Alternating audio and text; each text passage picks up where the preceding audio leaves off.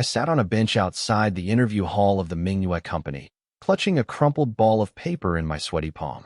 My heart hammered against my ribs, and my breath came in ragged gasps. It felt like I had just woken up from a horrific nightmare. Two sets of memories were fighting inside my head, twisting and merging until they finally became one. I had crossed over. I stared at my hands in disbelief. I didn't want to accept this reality, but the truth was etched into my mind. This was a world centered around beast taming. The original owner of this body was also named Liu. He was a student at a third-rate technical school, majoring in beast breeding, and had just started his internship. He had a hard-working mother and a younger sister, Li Meng, who was about to take her college entrance exams. They weren't rich, but they were happy, until 6 months ago. His mother had collapsed from exhaustion after a night shift, diagnosed with spirit depletion syndrome. She survived, but the medical bills were a nightmare. The treatment cost 20,000 yuan a month, and even the most basic maintenance was 5,000. Being poor is a death sentence when you get sick. The family's savings were gone. The hospital had issued an ultimatum. If the fees weren't paid today, they would cut off her medicine tomorrow. And in her condition, no medicine meant death. Manhwa Company, the interview. I whispered. Manhwa was a top-tier beast breeding corporation. They were hiring a dozen interns today, and the rumor was that each successful candidate would get a 5,000 yuan signing bonus. The original Liu had come here desperate for that money.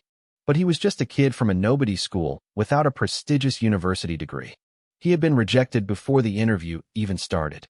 The mockery from the other students, the contempt from the recruiters, and the crushing weight of the medical bills had finally snapped him. He had died right there on that bench. "Brother, are you listening? Don't scare me." A tiny voice came from my feet. I looked down and saw my phone. The call with my sister was still active. I bit my lip, my hands trembling as I picked it up. In my past life, I was an orphan. I never had parents or siblings. This sudden connection felt strange, yet strangely warm. I'm listening," I said, my voice shaking. A long sigh of relief came from the other end. "Brother, it's okay. You worked so hard. It's not your fault the interviewer was a jerk." Li Ming's voice was crisp and clear. I could almost picture her bright, smiling face. "We'll find a way to get the money. Don't worry. Oh, I have a part-time job this afternoon, so you'll have to look after Mom. Bye." Suddenly, a memory exploded in my brain like a thunderclap. "No, listen to me, Meng Meng," I shouted into the phone. "I have a way to get the money. You have to trust me. Don't go to that job. You go take care of Mom. I'll get the cash." The line went dead before I could finish. I dropped the phone, my chest tightening until I could barely breathe. I smoothed out the crumpled paper in my hand. It was an advertisement for Wild Horse Beast Pharmaceuticals. They were looking for soul power donors. 3,000 yuan for a mental energy donation, or 6,000 for both mental and soul energy. The original Liu had kept this as a last resort. But he had been rejected there too because a childhood trauma left his mental strength below their requirements. Then I remembered, he had seen his sister's chat logs. She had contacted them. She was planning to donate her soul and mental energy this afternoon. If she did that, she wouldn't be able to summon a beast for months. Her college entrance exams were days away. She was throwing away her entire future for that money. Worse, a soul donation could cause permanent brain damage. It was almost 2 p.m. I didn't have much time. I had to stop her. The doors to the interview hall swung open. A group of successful interns walked out, led by a man in glasses wearing a staff badge. They spotted me immediately. "Hey, look, the tech school kid is still here," one of them sneered. "Still hoping for a miracle? Maybe he's waiting to beg Manager Liu on his knees," another laughed. He looked like he was about to cry inside. "I bet he'd bark like a dog for 5 grand. They circled me like vultures, laughing at the clown who didn't belong.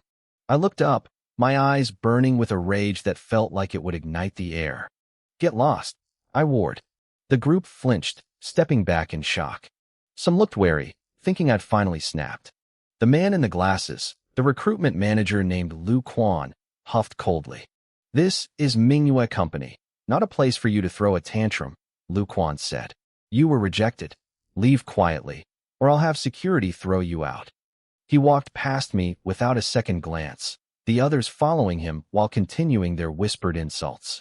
I stood there alone, my mind racing, when a crisp electronic chime rang in my head.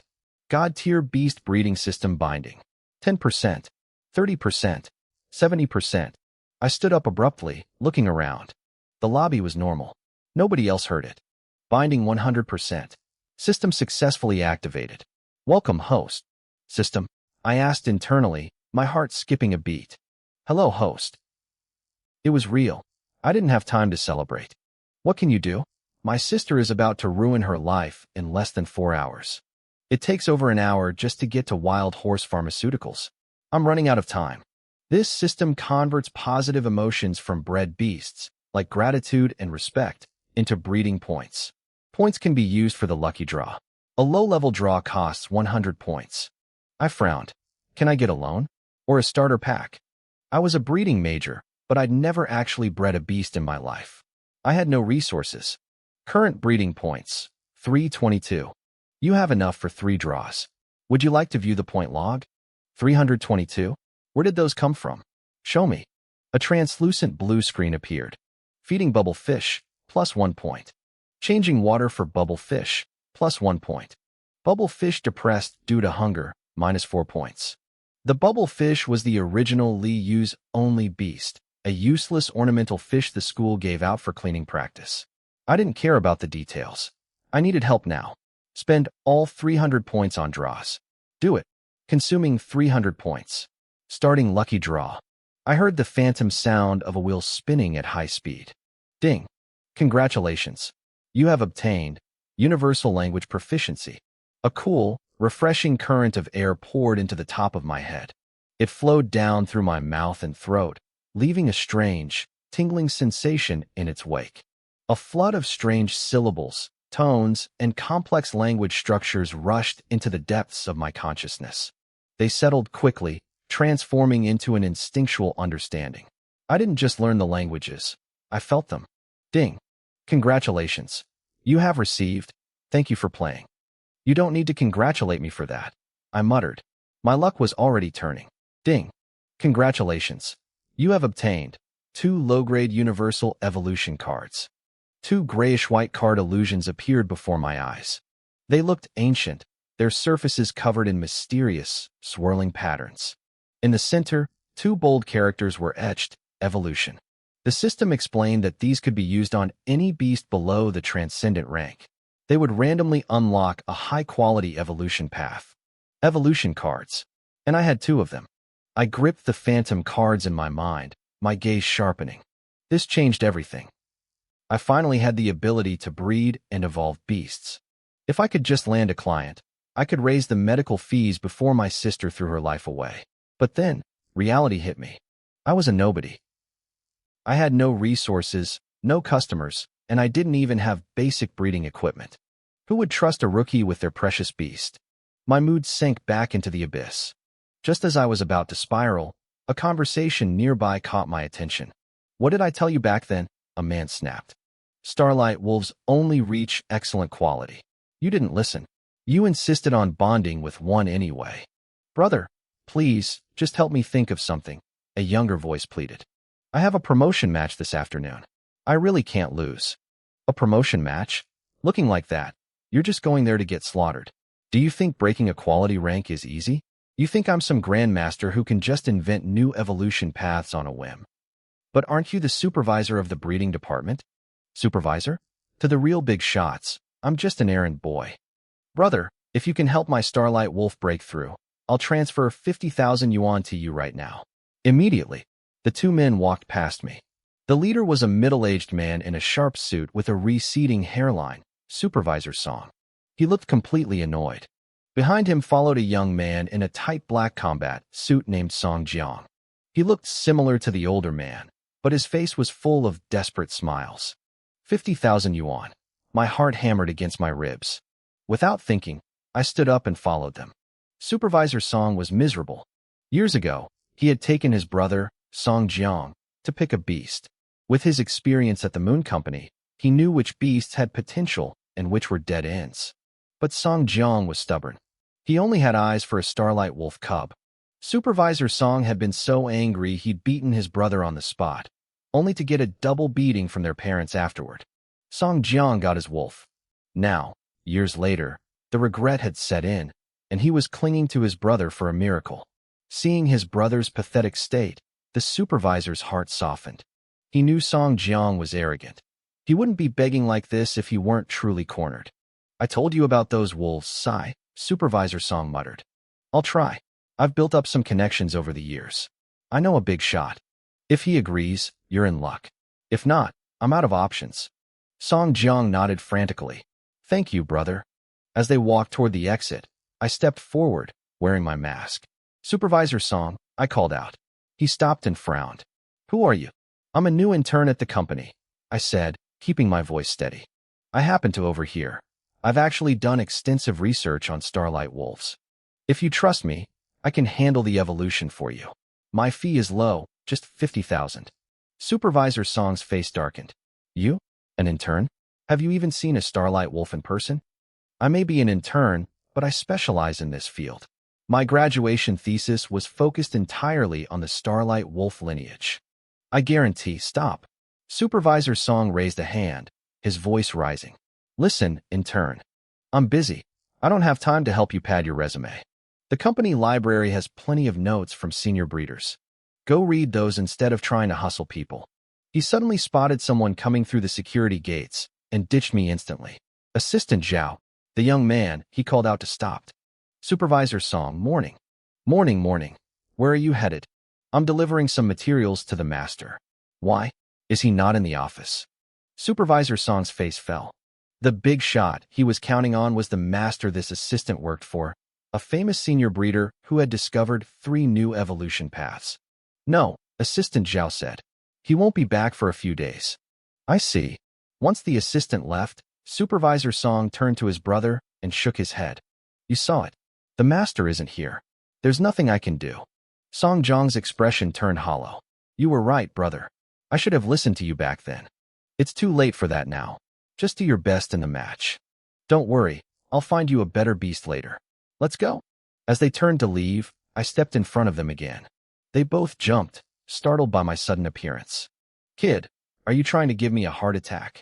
Supervisor Song barked, clutching his chest. I didn't flinch. I looked them straight in the eye. Supervisor Song, things are already at their worst. Why not let me try? Your brother's match is this afternoon. To a man, honor is more important than life itself. Enough. I'm not letting him be your guinea pig. The supervisor snapped, his face turning red with anger. I ignored him and looked at Song Jiang. Is the result really going to be worse than it is now? Losing your glory, disappointing your teammates, being mocked to your face by your rival. Isn't that worse than death? Song Jiang froze. His expression shifted as if he were already seeing those humiliating scenes play out. Tell me who your supervisor is, the older brother yelled, pulling out his phone. I want to see who's letting their people run around scamming others. Song Jiang reached out and grabbed his brother's hand. Brother, let him try. Have you lost your mind? I'm perfectly sane, Song Jiang said, his eyes turning a faint shade of red. Like this kid said, I can't lose this match. If I lose, it proves that Lily was right to leave me. I can't accept that. Supervisor Song went quiet. He knew about the girlfriend, but he didn't know the full story. He didn't know she had jumped straight into the arms of Song Jiang's opponent for the afternoon match. This wasn't just a game. It was a battle against a romantic rival. Fine, the supervisor sighed. He looked at me with a cold, hard stare. Let's be clear. You can try. The 50,000 is yours if you succeed. But if you have no chance, you stop immediately. You do not gamble with the wolf's life. If you mess this up, I'll make sure you're fired. I took a deep breath and nodded firmly. No problem. Follow me. The 3 of us headed toward the elevators. I followed closely behind Supervisor Song. It was a good thing he was leading the way. Otherwise, I wouldn't have even been able to get through the security gates, let alone find the breeding rooms. The 3 of us arrived at a breeding room. It was massive, bigger than my entire apartment back home. The space was wide and bright, with walls reinforced by composite metal designed to withstand the impact of a powerful beast. The room was split into 2 sections. One side was filled with high-precision instruments and a large workbench for processing materials. The other side held a breeding capsule, used for the actual evolution process. Even that small capsule was bigger than my bedroom. This is it. Give it a try, Supervisor Song said, his face a blank mask. This was a grade 1 breeding room. Most interns wouldn't even get to see the inside of a place like this during their entire first year. Song Jung looked at his brother with pure gratitude. I took a deep breath. Despite the nerves, I nodded. All right, no problem. Please, summon the beast. Based on the memories I inherited from the original owner of this body, I wasn't a total stranger to these machines. I'd used similar ones in school, though they weren't nearly this sophisticated. Song Jiang stepped into the open space. A flash of pale gray light erupted from his hand, solidifying into a massive gray wolf. The creature stood 5 feet tall at the shoulder and nearly 7 feet long. Its large head featured 2 piercing green triangular eyes that seemed to stare right into my soul. It shook its fur, releasing a violent, predatory aura that hit me like a physical punch. My heart hammered against my ribs. My breath hitched, and my body went stiff. Even with the memories, seeing a monster like this in the flesh for the first time was terrifying. I couldn't help it. I took a half step back. In turn, can you actually do this or not? Supervisor Song asked, his voice dripping with disdain. Song Jiang whispered something to the wolf, explaining the situation. The beast pulled back its aura but kept its eyes locked on me. It let out a sharp huff of air, a sound that most would hear as a simple growl. But to my ears, it translated into a clear sentence. Asterisk, scared little chicken. I could eat half of you in one bite. Asterisk. The shock lasted only a second before a wave of irritation hit me. I was being mocked by a wolf. I let out a dry laugh. Whatever, at least the job was officially starting. I forced myself to walk toward the Starlight Wolf. It glanced at me with boredom, then flopped onto the floor, huffing again as if saying, asterisk, fine, let's see what tricks you've got. Asterisk. Song Jiang watched me with a mix of hope and warning, while his brother looked on with pure skepticism. Breeding was an ancient science. After thousands of years, most evolution paths had been discovered. Finding a new one was like trying to find water in a dried-up well. In this city alone, fewer than 10 new paths were discovered every year. I stood before the wolf and raised my hand. With a snap of my fingers, tiny specks of green light enveloped the creature. My face grew pale from the effort. The spirit-sensing hand. Song Jiang shouted, his face lighting up. Brother, did you see that? Idiot, the supervisor snapped. That's an entry-level skill. Every breeder knows it. It's basic. Why are you getting excited? At least it proves he's a real breeder. Maybe, the supervisor muttered. But discovering a new path? That takes a master. You really think a kid who's been in school for a few years can do it? I ignored them. The spirit-sensing hand was just a cover. As the green light shimmered, I flipped my palm, revealing the low-frequency Universal Evolution card. Use, I thought. The card turned into a streak of light, blending with my skill and sinking into the wolf's body. A second later, a flood of information rushed into my brain. Evolution, Starlight Wolf King. Requirements: 20g Starlight Grass Essence, 112g Rock Salt Powder. The details were surgical. I now knew more about this wolf than anyone on the planet. I turned back to the brothers. I've got the data. I have an evolution plan. Song Jiang was ecstatic. Really? That's amazing. Is it? Supervisor Song asked coolly.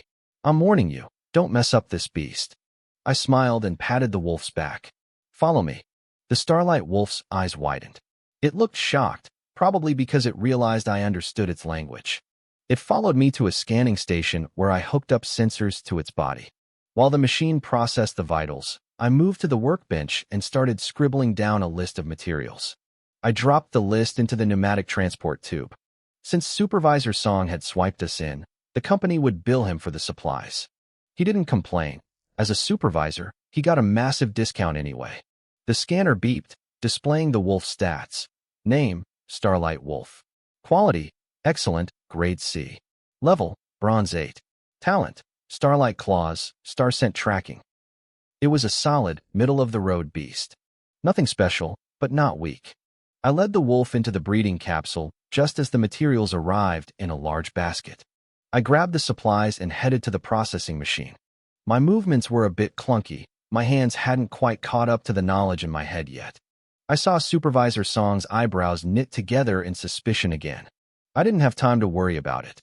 Minutes ticked by. I refined the materials, mixing them according to the plan. Finally, pounds of raw ingredients were reduced to a single vial of pale blue liquid, shimmering with starlight. I looked up, noticing one of the brothers was missing. "Where's Supervisor Song?" "My brother went out to make a phone call," Song Jiang replied. My heart skipped a beat. A phone call? He definitely realized my technique was too sloppy for a top-tier graduate. He was checking up on me. I couldn't wait. I bolted into the breeding capsule, woke the sleeping wolf, and forced the potion down its throat. I slammed the capsule door shut and sprinted back to the control panel. I adjusted the parameters and gripped the red lever, shoving it upward.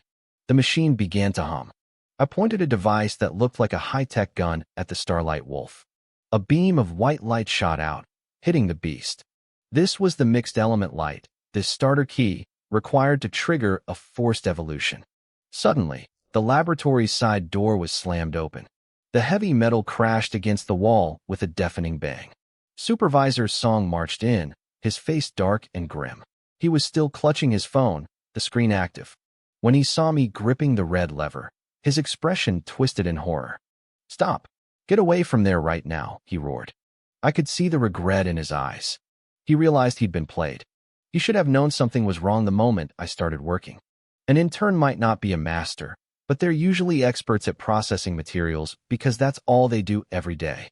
My movements had been clumsy, and my technique was amateur at best. "Brother, what's wrong?" Song Jiang asked, looking confused. "You've been tricked." Supervisor Song gasped, pointing a finger at me. "This guy isn't an intern. He's—" Before he could finish, a gut-wrenching howl echoed from inside the capsule. The Starlight Wolf was screaming in pain. Damn it! Supervisor Song didn't waste another second. He lunged for the control panel, trying to wrestle the red lever from my hand to shut off the stimulation beam. But he was too late. A brilliant white light erupted from the capsule, flooding the entire room like a tidal wave. The wolf's screams softened, turning into low, rhythmic growls. Through the blinding glare, I saw the wolf's silhouette beginning to stretch and transform. "Brother, look!" Song Jiang shouted, his voice trembling with excitement. It worked. It actually worked. Supervisor Song froze. His hand stayed locked on the lever, but the anger drained from his face, replaced by pure shock. The blood that had rushed to his head receded, leaving him pale and speechless. The white light pulsed inside the capsule, steady and long, like the deep breathing of a sleeping giant. I stood there, heart racing with anticipation. Song Jiang's fingers were shaking, and Supervisor Song looked like he'd seen a ghost. About a minute later, the light finally faded. Standing inside the capsule was a completely different beast. It stood nearly 6 feet tall at the shoulder and stretched over 8 feet long. Its fur was a sleek silver gray that shimmered like silk under the lab lights. It looked powerful, elegant, and dangerous. When it opened its eyes, they were a deep, piercing green, with flecks of starlight swirling in the pupils. "Success," Song Jiang whispered. He took a shaky step forward, his eyes glued to the magnificent creature. To be honest, he'd only let me try out of desperation. He had already prepared himself for failure, just looking for a way to tell himself he'd tried everything before giving up. He never actually expected me to pull it off. Not only had the wolf evolved to an extraordinary quality, but it had followed a mutation path that wasn't even in the official records. The shock turned into pure joy. Song Jiang spun around, lunged at me, and pulled me into a massive bear hug. He pounded my arm, his eyes red with emotion. "Brother, little brother, thank you. Seriously, thank you so much." I grinned, showing a bit of teeth. "You paid the fee, I did the job. We're even, right?" "The money." Song Jiang snapped out of it and fumbled for his phone. "Show me your QR code. Right now." Ding. The notification sound was the sweetest thing I'd heard all day. 50,000 yuan had been deposited into my account. Song Jiang gave my shoulder one last heavy pat before rushing back to his new partner. The wolf looked a bit annoyed at being ignored for so long, letting out a huff as its master approached. I let out a long, slow breath. The weight on my shoulders finally felt lighter.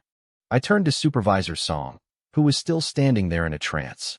I kept my word, supervisor, I said calmly. I assume you won't be making trouble for me anymore?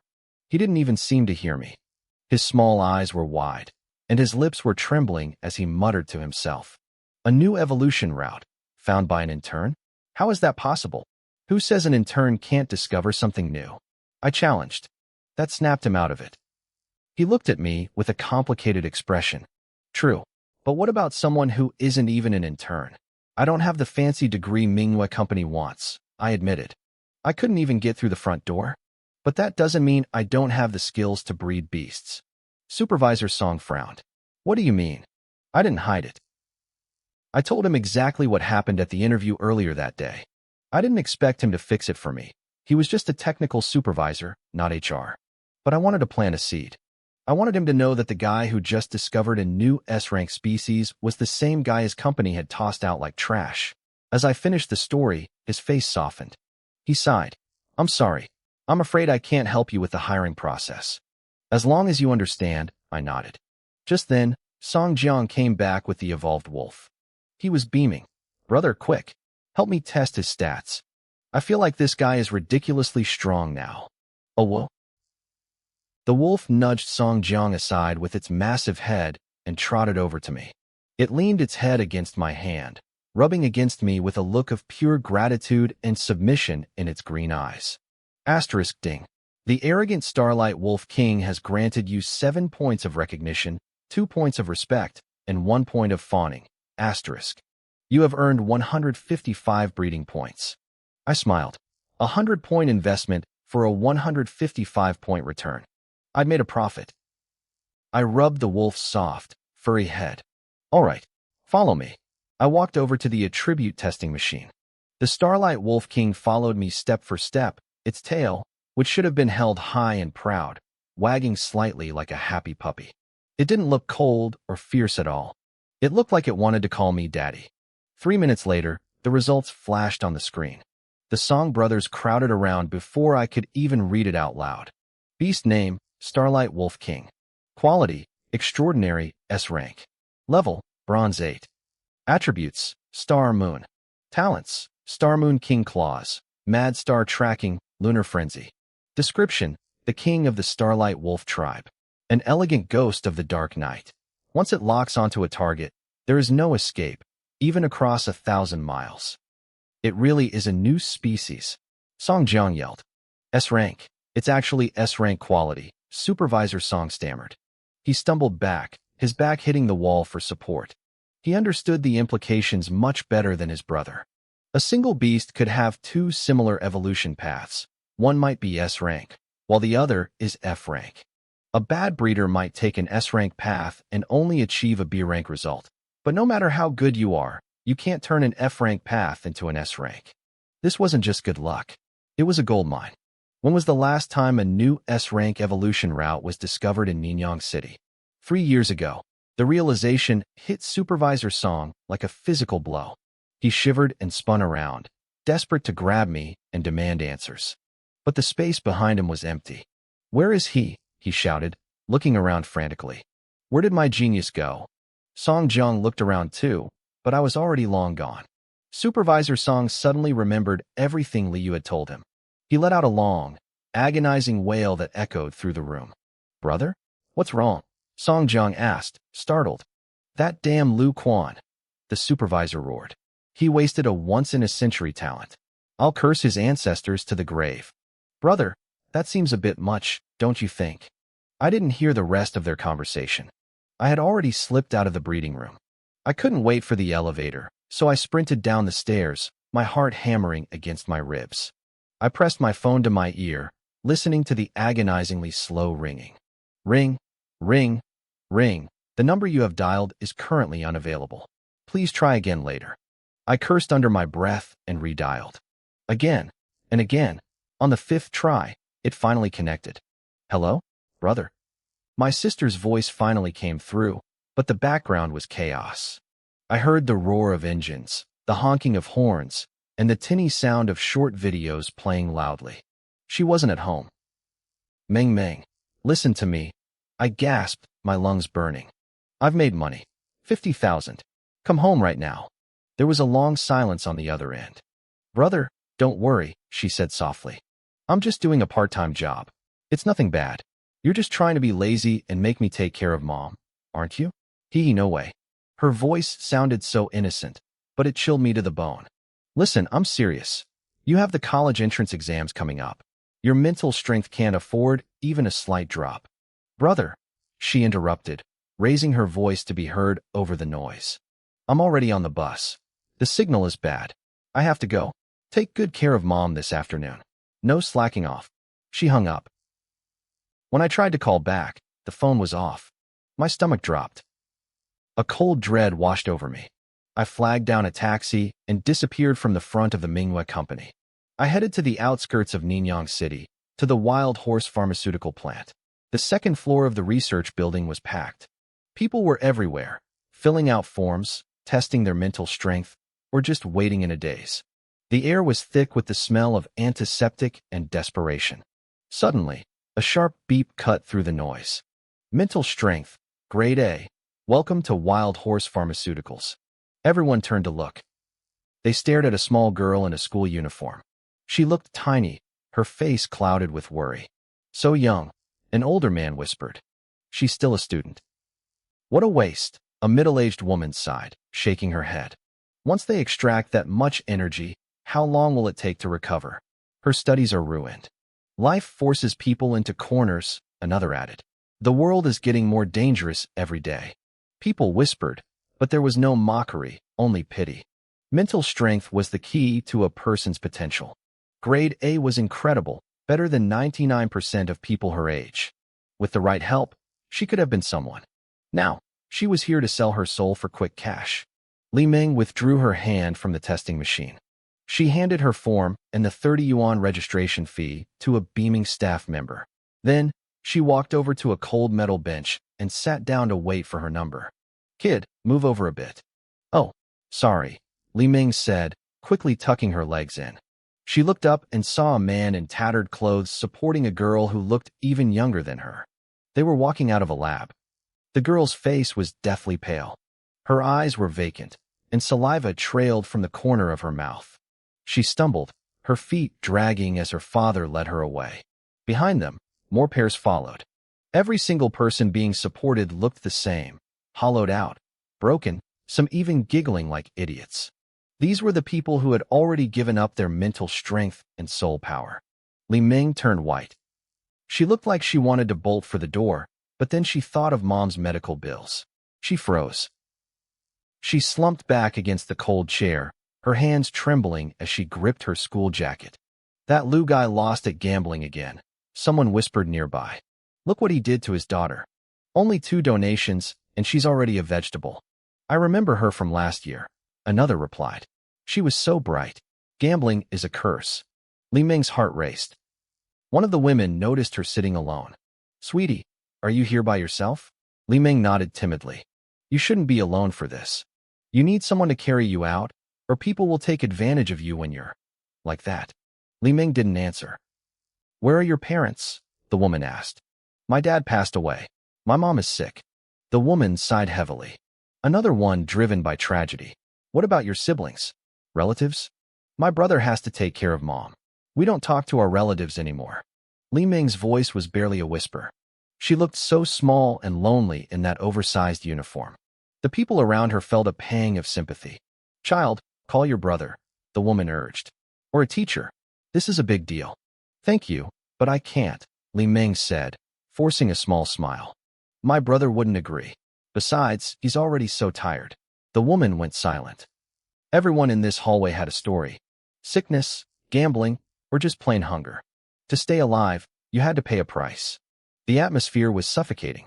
Li Ming was shaking now, her heart thumping against her ribs. Number 44, Zhang Nan. Number 45, Li Ming. Number 46. A voice called from the lab. Li Ming flinched. Fear flashed in her eyes, but it was quickly replaced by a desperate resolve. She stood up and walked into the lab. Bam! The heavy doors at the end of the hallway burst open. I ran in, gasping for air, my eyes scanning the room frantically. I saw a girl being supported by a man and lunged forward. Li Ming. I grabbed her shoulder and spun her around, but I stopped dead. The face looking back at me was vacant, mouth hanging open in a mindless grin. For a second, I saw my sister's face on that broken body. Terror gripped my heart. I started to shake. Was I too late? Are you looking for your sister? I turned and saw an older woman. I rushed to her, my voice cracking. My sister, Li Meng. Was she here? Did you see her? She looks. I was so agitated I couldn't even finish the sentence. The woman patted my shoulder with a kind, sad smile. She looks like you, she said. Both very good looking. Where is she? Go inside, quickly. They just called her. You might still make it. My chest tightened. I didn't even stop to thank her. I threw my weight against the heavy lab doors and burst inside. Stop. Stop right now, I screamed. The lab had 5 beds. I saw her immediately, the school jacket hanging by the side of a bed, and the tiny, fragile figure lying on top of it. Hey, what do you think you're doing? A man in a white coat barked at me. I ignored him. I lunged for the bed. Li Meng stared at me, her eyes wide with shock. She looked guilty, then terrified. This was the first time she had ever disobeyed me. I started ripping the sensors and needles off her clothes. She panicked, grabbing my arms with all her strength. Brother, no, she sobbed. I don't want to lose Mom. You won't, I whispered, pulling her into my arms. I'm here now. Mom is going to be fine. Just come home with me. No, she wailed, clinging to the bed. I don't want to. If I don't pay the medical fees today, Mom is going to die. Li Meng's voice was a jagged glass edge of desperation. She was so small, so thin, yet she fought me with a strength I didn't know she possessed. Brother, I'm not afraid of the pain. My mental strength is high. They said it's enough. Just let me do the trade. If I do this, Mom has a chance. She sobbed, her face a mask of tears and pure, raw hopelessness. Looking at her, I felt as if my heart was being gripped by iron claws and twisted until I couldn't breathe. I took a deep, shaky breath. I needed to be the anchor. I forced my voice to stay soft, gentle, and steady. You silly girl, I whispered. I already made the money. We don't need your soul power. Mom is going to be fine. She froze, looking at me like I was speaking a foreign language. I knew she wouldn't believe me without proof. I pulled out my phone and swiped to my bank balance, holding it right in front of her eyes. She blinked. A stray tear hung from her nose as she stared at the numbers. See? I didn't lie to you. Mom will be okay, and you will be okay too. Now, be a good girl and come home with me. I didn't wait for her to argue. I knelt down, slipped her shoes back on, and helped her into her school jacket. The man in the white coat was still behind us, spitting curses and threats, but I ignored him. I grabbed Li Meng's hand and pulled her out of that nightmare laboratory. The heavy doors hissed shut behind us. Only then did the reality finally sink in for her. Brother, do we really have the money? I don't have to give them anything. We have it, I promised. Really. The dam broke. Li Meng let out a wail and collapsed into my chest, sobbing uncontrollably. All the terror and despair she'd been carrying for the last 24 hours poured out of her. I held her tight, stroking her hair. It's okay. It's over. I'm here.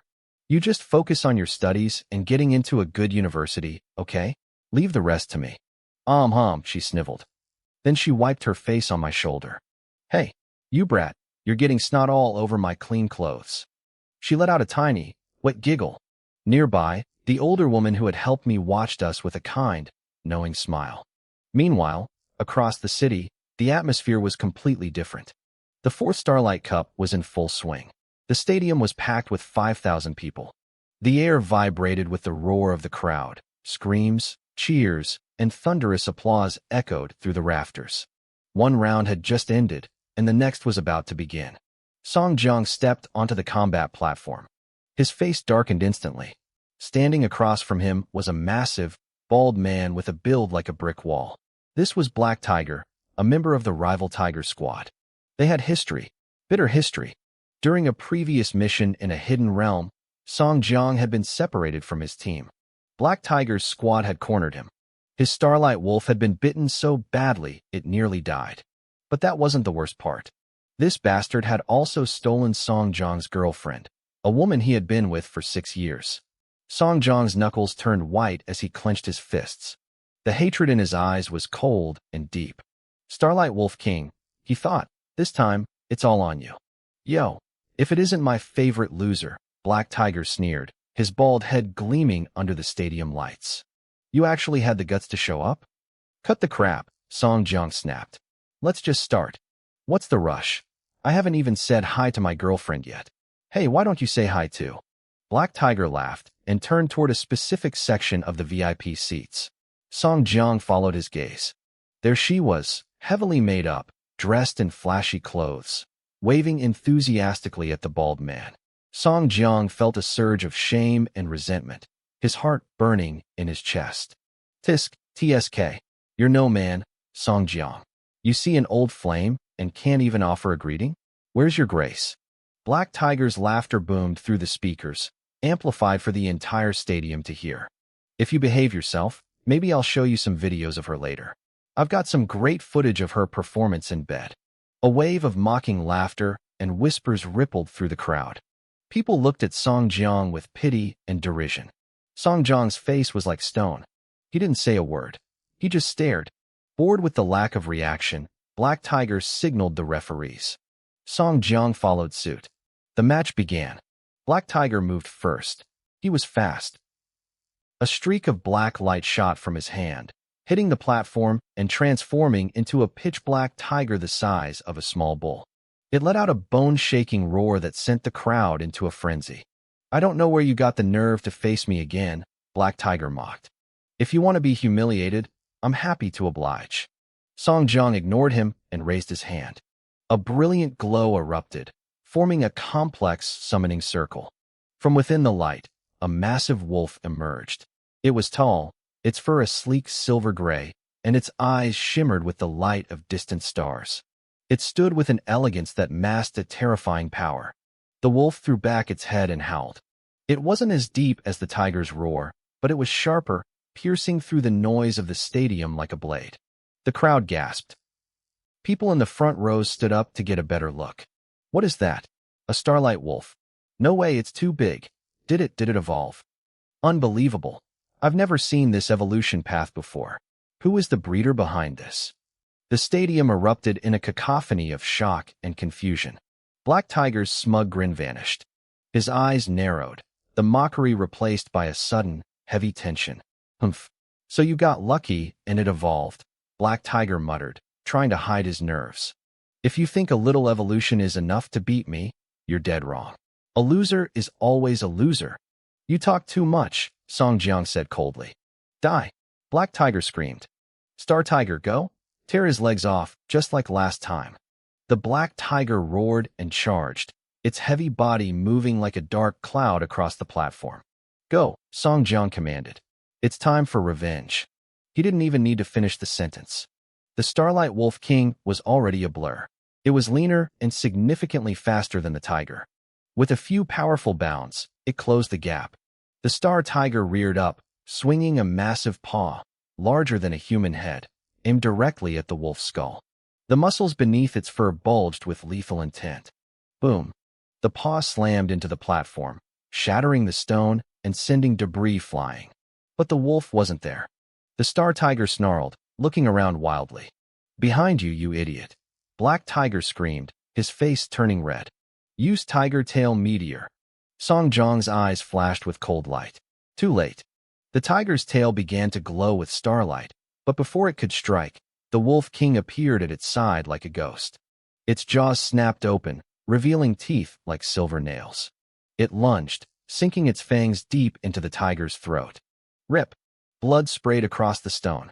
The Star Tiger tried to struggle, but the Wolf King pinned it down with its massive forepaws, crushing the life out of it.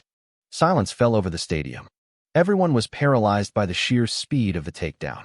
It wasn't until the tiger let out a pathetic, dying whimper that the crowd snapped out of it.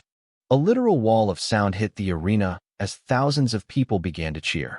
Song Jiang stood there, stunned. He knew the Wolf King was stronger, but he hadn't expected this. This wasn't a fight. It was a slaughter. A total suppression of speed and power. Enough. Enough. I can see.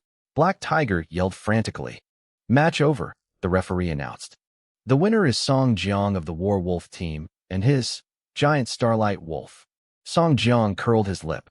Giant starlight wolf? No, this is the Starlight Wolf King.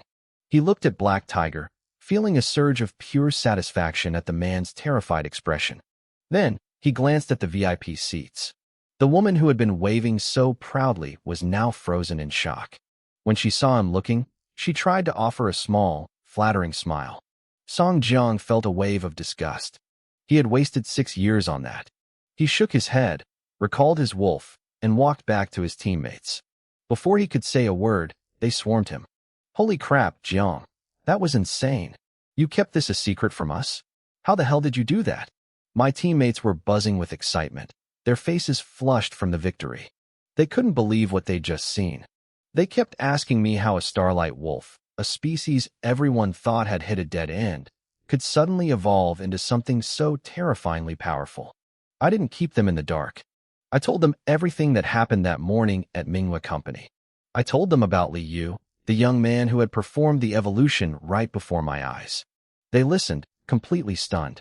A new species, one teammate muttered, his eyes wide. And it's S-grade? Another added, his voice trembling with awe. Before I could even respond, 2 of them lunged forward and grabbed my legs, practically kneeling on the floor. Brother Jiang, you're our savior, they wailed, looking up at me with pathetic, pleading eyes. Lead the way. We need our beasts to evolve too. Don't leave us behind. Amidst the laughter and begging, one teammate suddenly spoke up, his voice much quieter. Wait, can he fix a beast that's been crippled? The atmosphere shifted instantly. The joking stopped. We all turned to look at Yang Wan, who was standing off to the side, silent as usual. Yang Wan was a core member of our team. During a previous mission to gather materials, we'd been ambushed by a pack of flame wolves. To ensure the rest of us could escape and the mission wouldn't fail, Yang Wan stayed behind to hold the line. By the time I returned with reinforcements, she was barely breathing. Her only beast, a flying type, had its wing torn off. The doctors saved her life, but a bird with one broken wing can never fly again. Yang Wan had tried to quit the team several times, but we'd always voted her down. Still, she had become a shadow of her former self, a peripheral figure who rarely spoke. The celebratory mood felt like it had been hit with a bucket of ice water. Yang Wan looked at us and forced a small, painful smile. It's okay, she said softly. You guys take care of yourselves first. If your beasts evolve, the team will make more money, and I'll get a bigger cut anyway. None of us felt good hearing that. I looked at her, then thought of Li Yu's calm, confident eyes. Let's just try, I said. Who knows? Maybe he can work a miracle. Over at Manhwa Company, Supervisor Song, my brother, was sitting in his office when his phone rang. When he heard that 4 of my teammates wanted to place orders for evolution, he literally jumped out of his chair, nearly knocking over his tea. As a supervisor in the breeding department, he had monthly targets to hit. Lately, his veteran breeders had been taking leave or going on business trips, and his order count was pathetic. The end of the month was looming, and his KPIs were looking disastrous. Then I called with 4 guaranteed orders. He was beaming, thinking his little brother was a godsend. But a few seconds later, his smile curdled. My teammates had one condition. Li Yu had to be the one to do it. No one else. Can't anyone else do it? My brother asked, his voice strained. No, I told him flatly. They're only here because they saw what he did with the Starlight Wolf King. My brother groaned. He had a problem. He explained to me that Li Yu had been rejected during his interview because of his lack of academic credentials. He didn't even have the kid's contact info because Li Yu had left so quickly after the evolution. I lost it. I started cursing him out over the phone, slamming Manhwa Company and my brother's incompetence. How could they let an S-grade talent walk out the door because of a piece of paper? My brother didn't even argue. He felt just as stupid. He was a supervisor, but he didn't have the power to overrule the HR department. Suddenly, there was a knock on his door. Supervisor Song? Assistant Yang wants to see you, a staff member announced. My brother's heart skipped a beat. Assistant Yang was Yang Shui, the CEO's top aide. She had arrived with the new CEO and held more power than the vice presidents. She was known for being cold, efficient, and terrifying. I have to go, my brother whispered into the phone. Don't worry, Jiang. There might be a turn of events. The big bosses are asking about it now. 2 minutes later, my brother stood outside the CEO's suite, took a deep breath, and knocked. "Come in," a sharp voice called out. The office was sleek and modern. Yang Shui sat behind a desk, her short hair and sharp suit giving off an aura of absolute authority.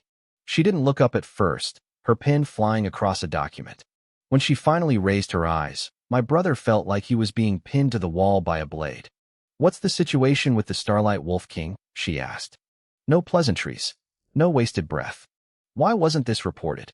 My brother didn't dare hide anything. He told her about Li Yu's sudden appearance, the successful evolution, and the 4 new orders that had just come in.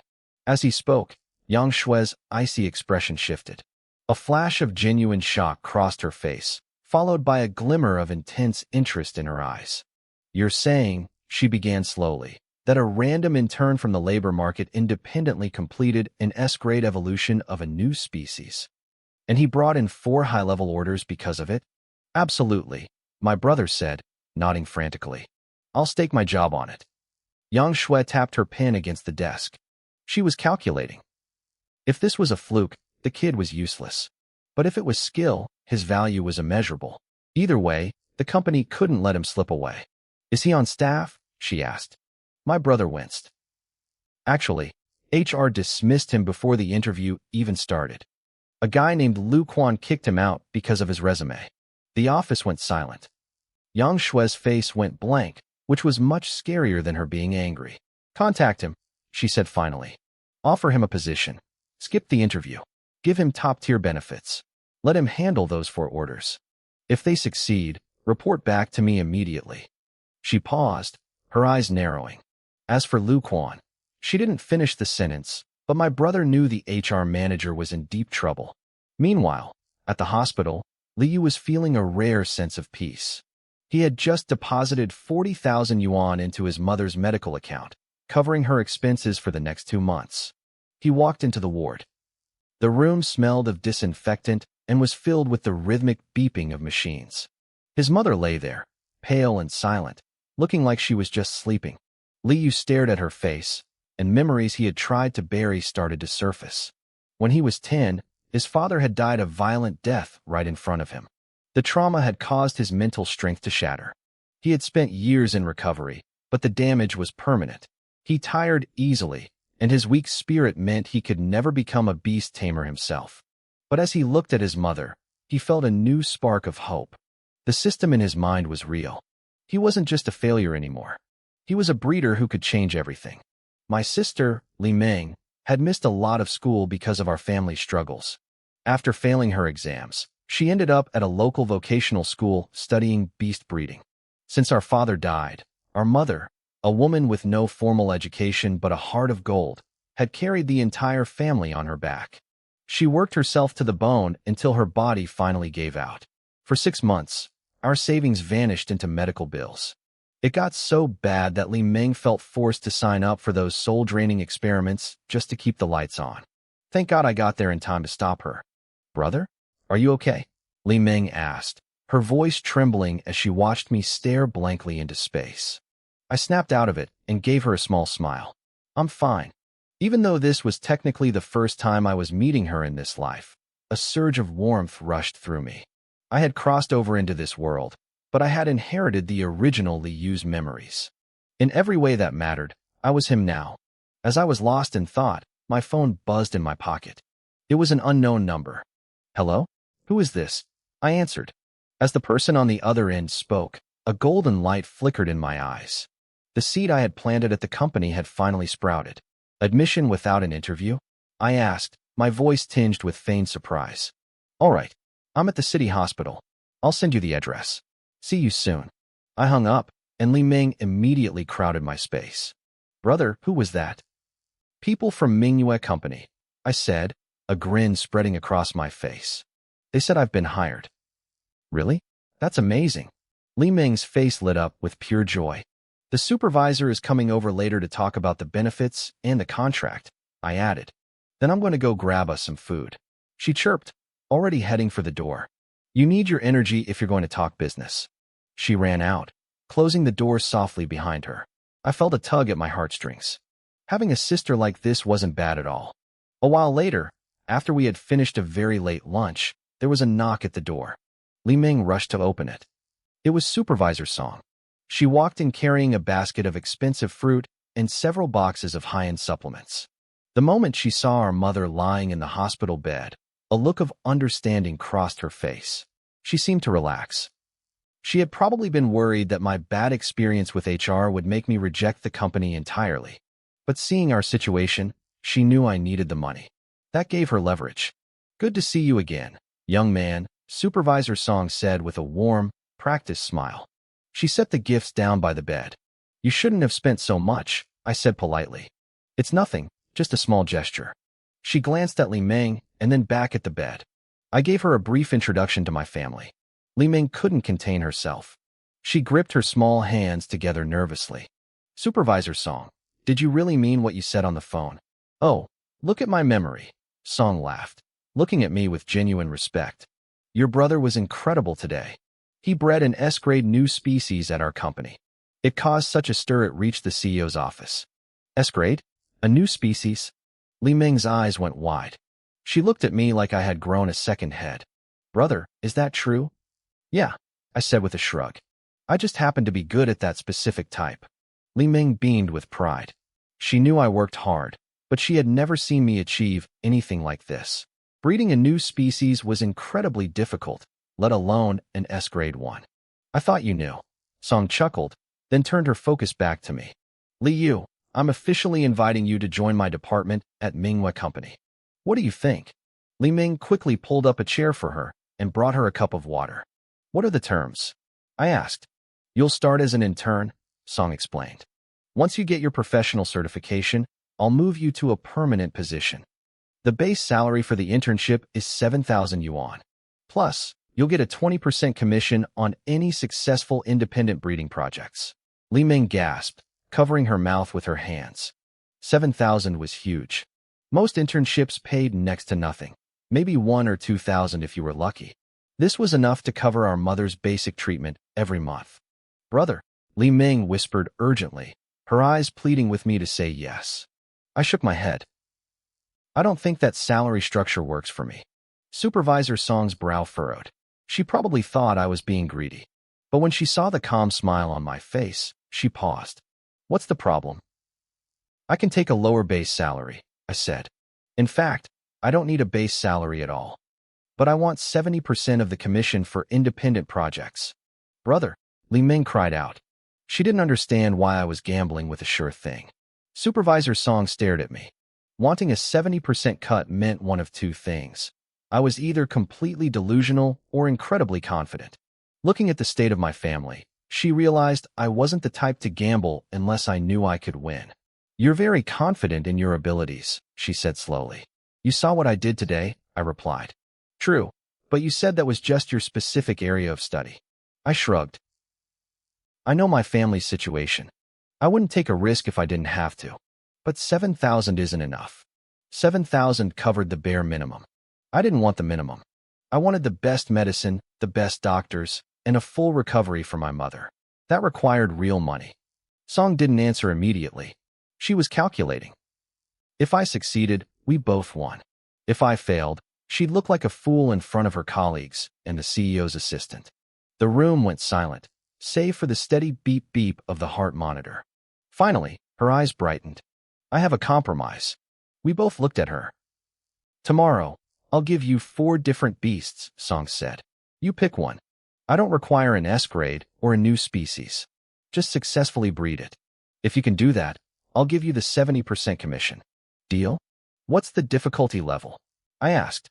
"Nothing higher than excellence grade." "Deal," I said. The tension broke. I looked over at the 4 drip hanging by the bed. It was almost empty. "Ming Ming, go grab the nurse," I said. "The medicine is almost out." As she left, I caught Supervisor Song's eye.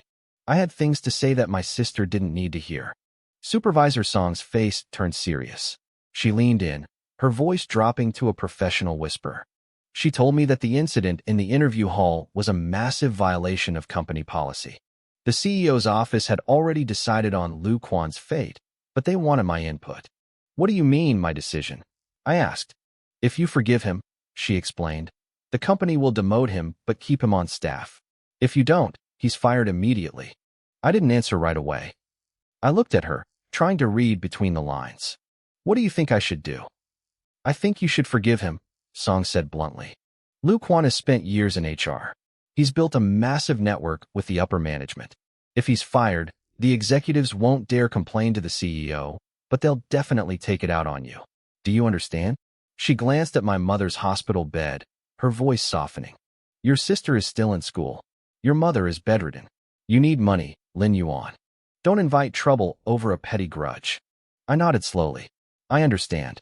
Song looked relieved, thinking she'd convinced me. But I wasn't finished. However, I said, my voice cold, I have no intention of forgiving him. Song frowned, her eyes narrowing. Are you sure? I gestured toward my mother. My mother's medicine runs out today.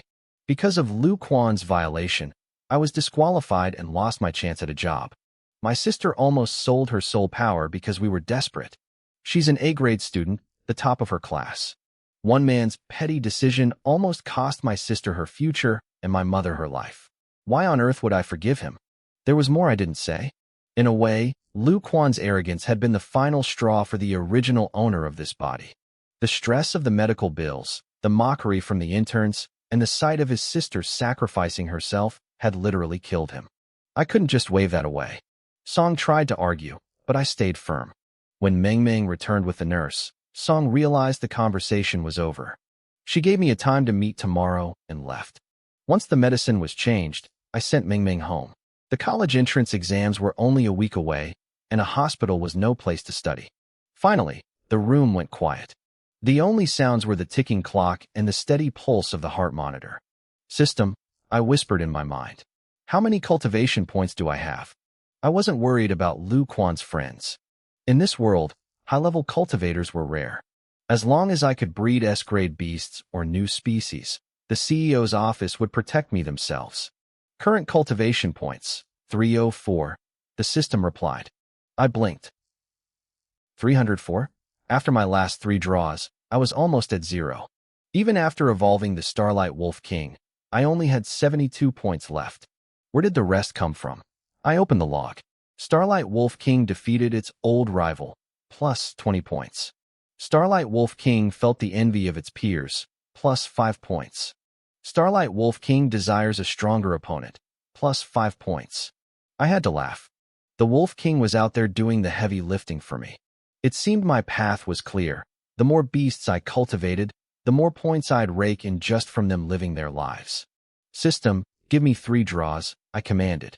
The sound of a spinning wheel echoed in my head. Suddenly, a notification popped up. Asterisk ding. Congratulations. You received a low-frequency flame evolution card. Asterisk. Space flickered in front of me. A ball of fire appeared, compressing itself into a glowing red card. It worked like a general evolution card, but was restricted to fire-type beasts. It promised a high-quality evolution route. I hoped that meant another S-grade. Asterisk ding. Congratulations. Thank you for playing. Asterisk. One more try. The wheel spun longer this time. My heart hammered against my ribs. Asterisk ding. Congratulations. You have obtained a divine evolution plan. Asterisk. No card dropped this time. What is a divine evolution plan? I asked. The divine evolution plan covers every possible evolution route for a specific beast, the system explained. The host can manually choose the final form. So, instead of a random result, I got to pick. Where's the card? This is a virtual prize, the system replied. Remaining time to use, 3 minutes. 3 minutes. I hissed. Are you kidding me? Remaining time, 2 minutes. Hey, that wasn't a minute. You're cheating.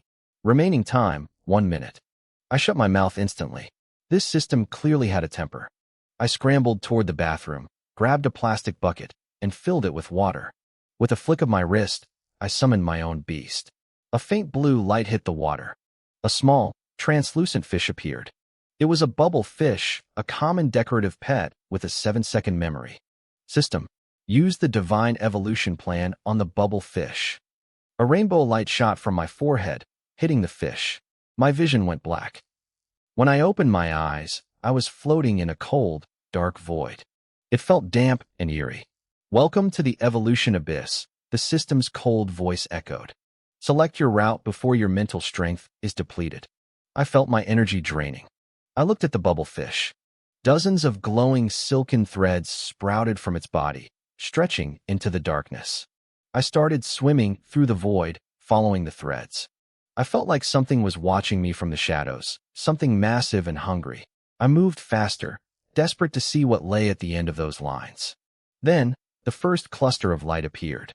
The glowing threads connected to a dozen floating clusters of light. These were the evolution paths. The first was elemental evolution, the tide fish. It was an excellent grade beast that could control the tides, though its intelligence remained low. The second was ancestral evolution, the great helmet fish. Another excellent grade, it activated ancient genes to become a massive, ramming amphibian. The third was another elemental path, the blast ice fish. This was an extraordinary grade mutation that absorbed cold air to spit explosive bubbles. I scanned them all. My mind raced through the memories of this body's original owner, but I found nothing. None of these paths existed in any textbook. These were undiscovered routes. My mental strength was draining fast. I didn't have time to window shop. I reached toward the blast ice fish, but my hand stopped inches away. The system called this the divine evolution plan. A plan wasn't just a single route, it was a sequence. I gritted my teeth and kicked hard, swimming higher into the void. There was more above. I broke through the darkness like a drowning man clawing for the surface. The water around me splashed and churned. Things were moving in the shadows. They were circling me, getting closer, watching with hungry eyes. The pressure was so intense my limbs started to cramp, but they didn't attack. Something was keeping them back. I pushed further. 7 or 8 more light clusters appeared. Weak water fish, bone-gathering fish. I ignored them all and kept climbing. The physical toll was brutal. My arms felt like lead. My movements slowed to a crawl. With every level I ascended, the things in the dark grew more restless. I heard a splash so loud it felt like a collision, followed by a piercing, ghostly shriek that faded into the abyss. The clusters grew fewer the higher I went. From a dozen, to 8, to 5. But they grew brighter. By the time only 3 remained, they shone like the full moon. Still, it wasn't enough. I looked up and saw a single, solitary spark at the very top. It glowed golden, like a miniature sun. I hit my limit. The void felt like ice water, freezing my skin and numbing my soul. I was going to faint. I bit my tongue hard. The metallic taste of blood and the sharp sting of pain gave me one last jolt of adrenaline. I lunged upward. A beam of golden light shot from that sun and hit me square in the eyes. Bixiao Divine Dragon. Mythical Evolution Path.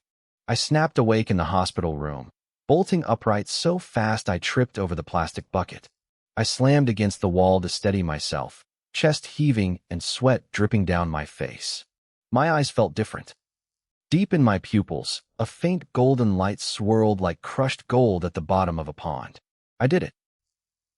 At the last second, I had touched that sun. I didn't know what it was yet, but anything that lived at the peak and terrified the monsters in the dark had to be legendary. I took a shaky breath and looked down at the bucket. The water was still sloshing. My little bubble fish was swimming in circles, looking dazed and spitting tiny bubbles. As I stared at it, rows of text flickered into existence in midair. Beast name, Bubble Fish. Quality, Elite F. Level, Black Iron Level 3. Attribute, Water. Talent, Bubbles. Description, a common ornamental fish. Fur meat, poor taste. Better kept as a pet than eaten. I froze. I could see its attributes. This had to be the power from that golden light. This was a massive advantage. Most beast tamers relied on combat bracelets, but those only gave basic data. Detailed stats and hidden talents usually required expensive laboratory equipment. Now, I could see everything with a glance. The text scrolled further. Ultimate Evolution Goal, Bixiao Divine Dragon, Mythical. Next stage goal, Silver-Scaled Bubble Fish. Evolution Method, feed high-quality rations continuously. Exposed to evolution light when scales begin to crack from overfeeding. The Bixiao Divine Dragon. The name echoed in my head. As someone who grew up with the legends of my homeland, the idea of owning a dragon was intoxicating. who could turn down a creature that could command the clouds and mist. My excitement lasted about 5 seconds before reality hit. My mental strength was damaged. I couldn't grow. That meant I couldn't handle a powerful beast. The only reason I could contract the bubble fish was because it was at the bottom of the food chain. It was small, weak, and had a 7-second memory. It was basically brainless. One step at a time, I muttered to myself. I wasn't getting a dragon today. The next stage was still just a fish. I should be able to handle that. I looked at the silly fish in the bucket and then back at the evolution method. Feed it until its scales crack. Was the system serious? I recalled the fish into my storage space. The room went quiet. My mother was breathing steadily on the bed. Outside the window, I could see the silhouette of the manhwa company building. I felt the 2 evolution cards in my pocket, one low-grade general, one low-grade fire. That would have to be enough for tomorrow's test. The next morning, I woke up early to feed the bubble fish. Usually, this fish ate anything I put in front of it.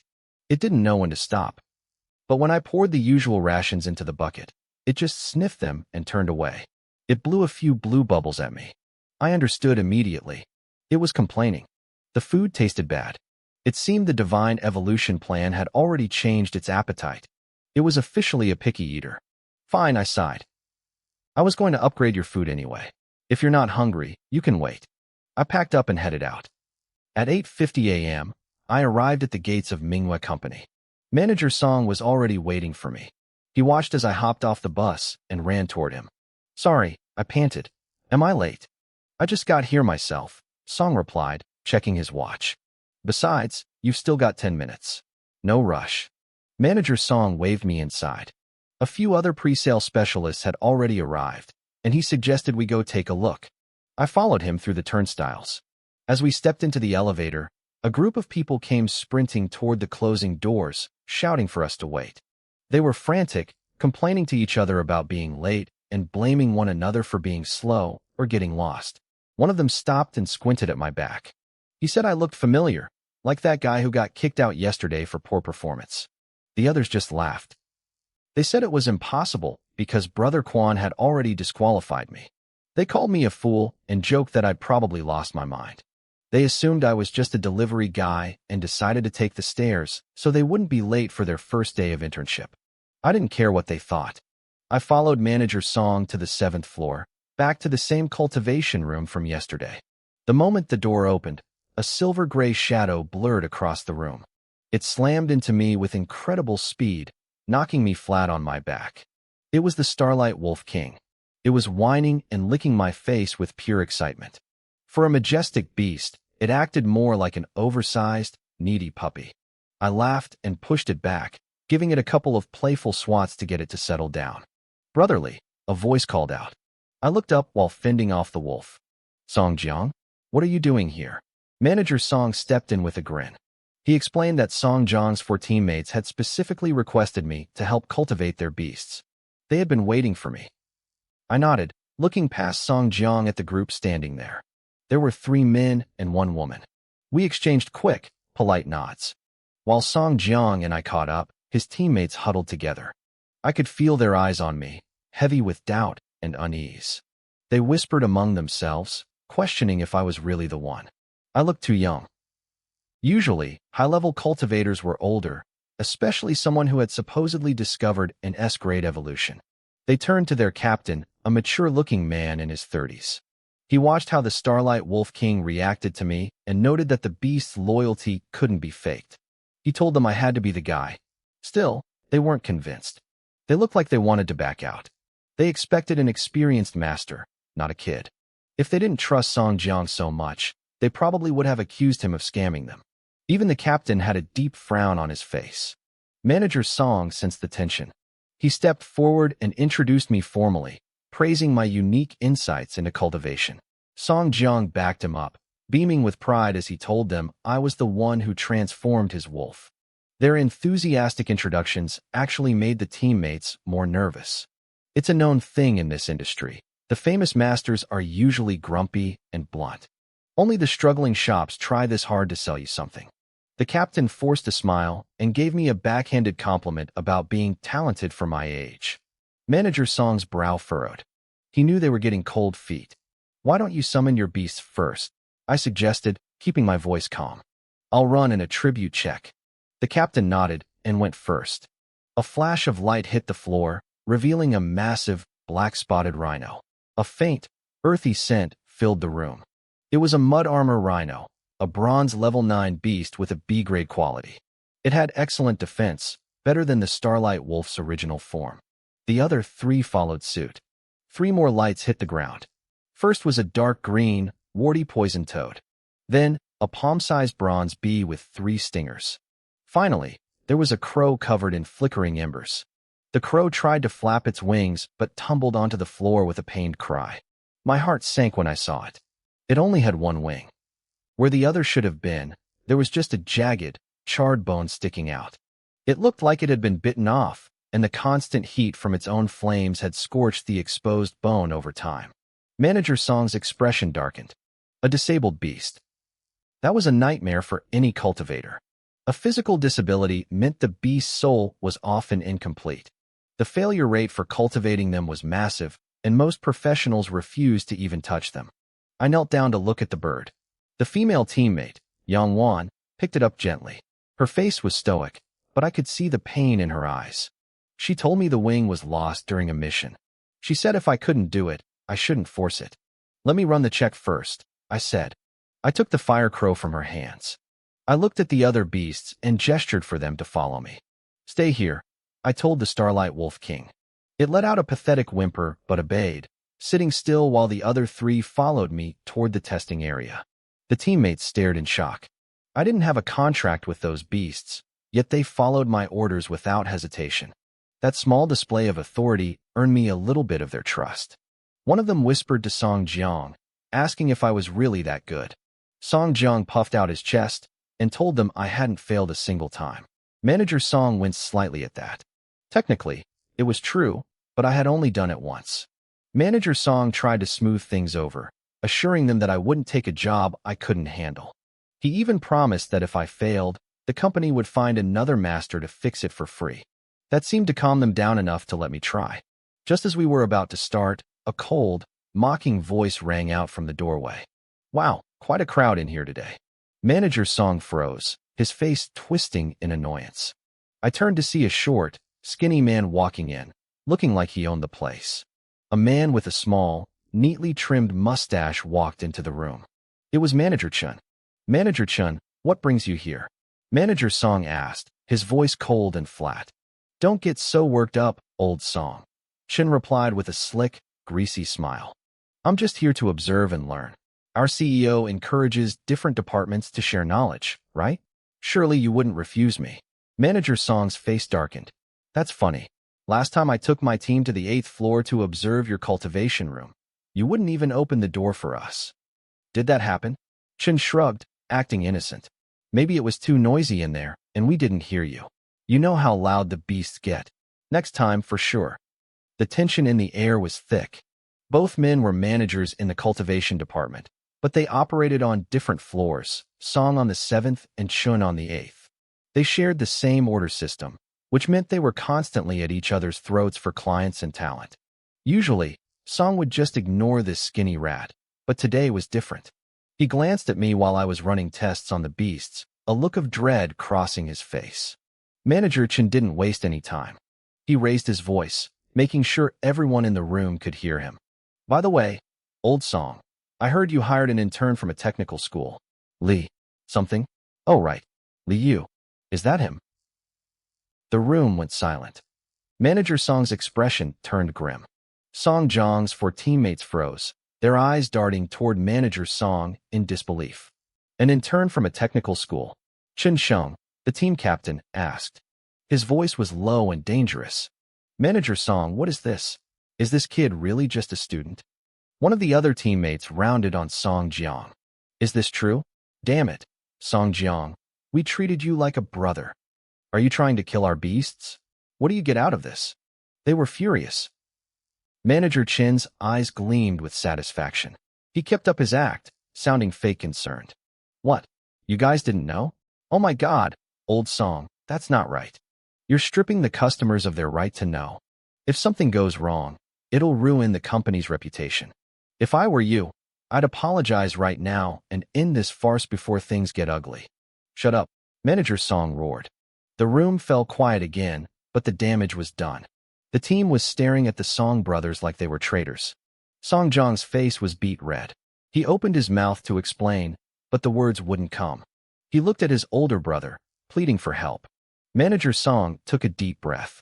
He turned to the teammates. Everyone, I will personally guarantee this. I let you handle this because I trust his ability. Don't forget, he is the one who evolved the Starlight Wolf King. That is a fact. He's right. Song Jiang added quickly. My wolf is the best proof. Captain Chun Sheng cut him off with a sharp gesture. Manager Song, a fluke success doesn't mean he knows what he's doing. This work requires years of experience and deep knowledge. You're letting an intern experiment on our partners. Who takes responsibility if he fails? You're gambling with their lives. Yeah, two of the younger teammates shouted. What if he fails? If he's so good, why don't you let him work on your own beasts? Why ours?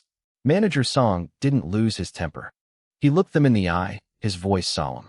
Since I've given my guarantee, I will take full responsibility. If he fails, I will pay out of my own pocket to hire a mid-level or even a high-level master cultivator to fix your beasts. You have my word. I don't trust it, one of the younger teammates snapped. He marched over to me, ignored my presence entirely, and violently ripped the sensor wires off his beast. He threw them on the floor and dragged his creature away. The second teammate followed suit, cursing under his breath. That left only the Ni armor rhino and the one-winged fire crow in front of me. I didn't stop. I didn't argue. I simply gestured for the Ni armor rhino to step forward so I could finish its attribute scan. I had heard every word of the argument, but I knew that swearing oaths wouldn't change their minds. The only way to silence the doubt was to produce results so perfect that they couldn't be questioned. Captain, we're out.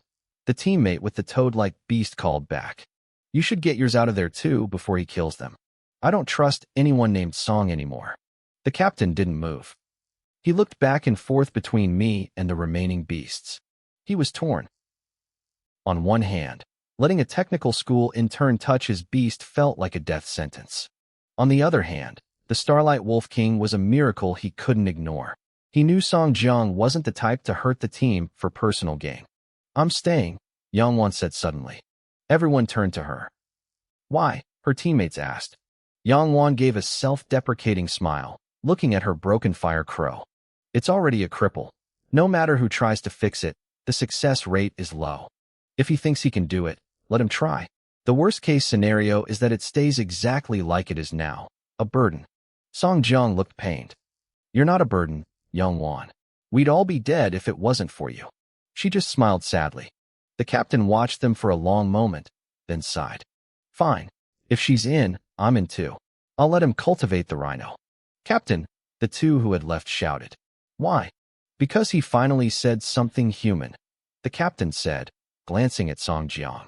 I'll trust you this once. Besides, a captain doesn't hide in the back while his teammates take the risks. Yang Wan and Song Jiang looked at him with pure gratitude.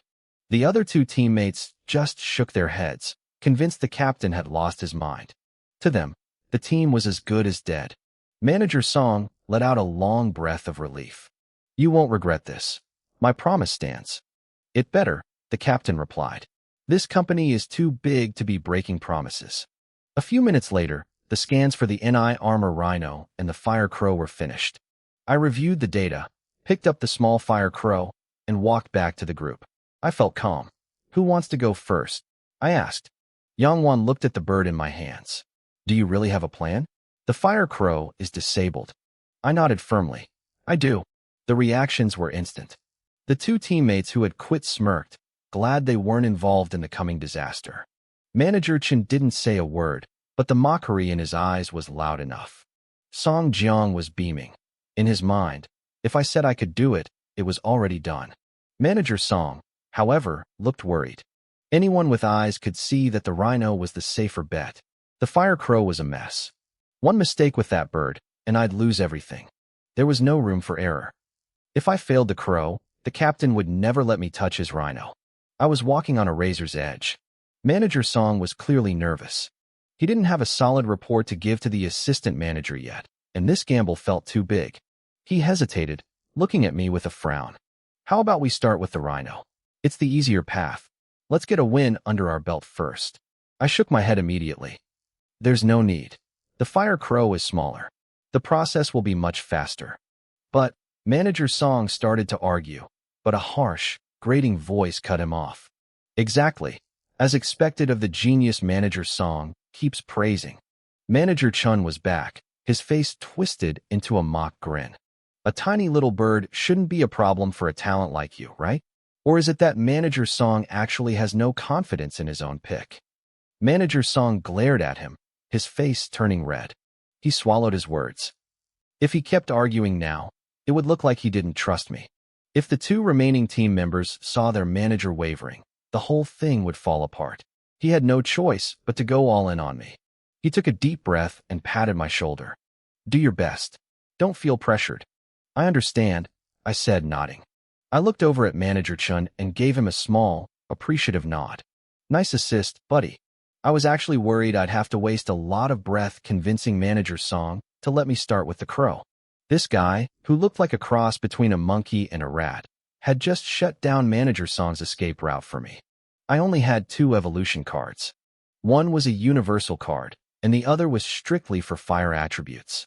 I had to use the restricted one first. Besides, the fire crow was disabled and depressed. The difficulty was high, but the payoff would be massive. If I succeeded, the gratitude and experience points I'd gain would likely blow the Star Wolf's rewards out of the water. As for the risk, if I couldn't handle one broken bird, I didn't deserve to be called a god-tier breeder. I walked back to the workstation and set the fire crow down. Its flames had died out, leaving behind nothing but dull, blackened feathers that looked like burnt wood. Its head hung low, listless. I could smell a faint, acrid scent of charred flesh coming from its broken wing. I pulled up its stats. Name, Fire Crow. Quality, excellent, grade F. Level, bronze level 5. Attribute, fire. Talents, fireball, flying feathers. A common crow from the volcanic regions. It was supposed to be a child of the flames, but because of its disability, it could no longer survive the baptism of fire. A grade F quality was pretty pathetic, but that was mostly due to the injury. The core potential was still there. I curled my fingers slightly. I let thin threads of green light spill from my fingertips, letting them soak into the bird's body.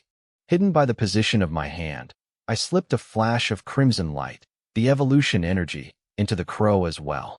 The crowd watched curiously, but no one saw my hidden move. Suddenly, Manager Chin spoke up again. Hey, Manager Song, why is your breeder's spirit-sensing technique so low level? Is the stuff they teach in vocational schools really that garbage? Shut your mouth, Manager Song snapped. Don't get upset. I'm just stating facts, Manager Chin said, his eyes glinting with malice. When the company hires interns, the spirit-sensing test is vital. It shows how well a breeder actually understands the beast. If you don't understand it, you make mistakes. In an evolution, a mistake means a dead beast. That's a big problem. He didn't shout, but his voice carried perfectly to everyone in the room. The atmosphere shifted instantly. The 2 teammates who had quit looked relieved, whispering about how glad they were that their beasts weren't on my table. The captain's brow furrowed deeper. Yang Wan gripped her hands so hard her knuckles turned white, and Song Jiang looked like he wanted to summon his beast just to claw Manager Chen's face off. Manager Song saw the panic spreading. It's none of your business, he hissed at Chun. I put him in charge because I have confidence in him. Stop trying to poison my clients. Oh, you really have confidence? Chun smirked. Good. I'm glad. Manager Song stared at him, sensing a shadow falling over the room. He knew Chun wasn't just here for a show. They were rivals, but they usually kept things civil. This kind of blatant sabotage was new. Manager Song realized Chun was just the scout. Someone higher up was likely pulling the strings. The fallout from firing Lu Quan was hitting faster than he expected. He looked at me as I waited for my materials to arrive. He was praying for a miracle. If I could pull off another perfect grade evolution, my value would skyrocket, and the people targeting me would have to back off. But he felt a bitter taste in his mouth. A perfect grade twice in a row? In this city, a new S-grade evolution only happened once every 3 years. It wasn't something you could just pick up off the street. A few minutes later, the machine hummed, and the materials I requested dropped into a bin. "Stay still, little guy," I whispered to the crow. "Don't move, and don't spit fire. I'm going to fix you." I fed it a small green berry from the bin. The crow gulped it down and let out a soft caw. It sounded like it was saying thank you. I spent the next 30 minutes processing the materials. When I was done, I held a needle and a vial of glowing red fluid. The room went silent. This was it, the evolution potion. This was the most common and stable method. Inject the potion, use the laser to trigger the energy, and watch the transformation. I picked up the fire crow and headed toward the evolution chamber. The crowd parted for me, but just as I reached the door, a figure flashed in front of me. "Hold on," Manager Chen said, blocking the way with a greasy smile. "Is there a problem?" I asked. Manager Song rushed over. "Chen, what the hell are you doing now?" "Nothing much," Chen said, looking at Manager Song with those beady, rat-like eyes. "I just want to make a bet. The question is, are you brave enough to take it?" Manager Song went cold. He knew this wasn't Chen's idea. This was a move from the top. Since this in turn is so sure of himself, Chen continued, "Let's raise the stakes." "What do you say?" "Evolution is a simple game. You either succeed or you fail." Manager Chen leaned in, his voice dripping with fake concern.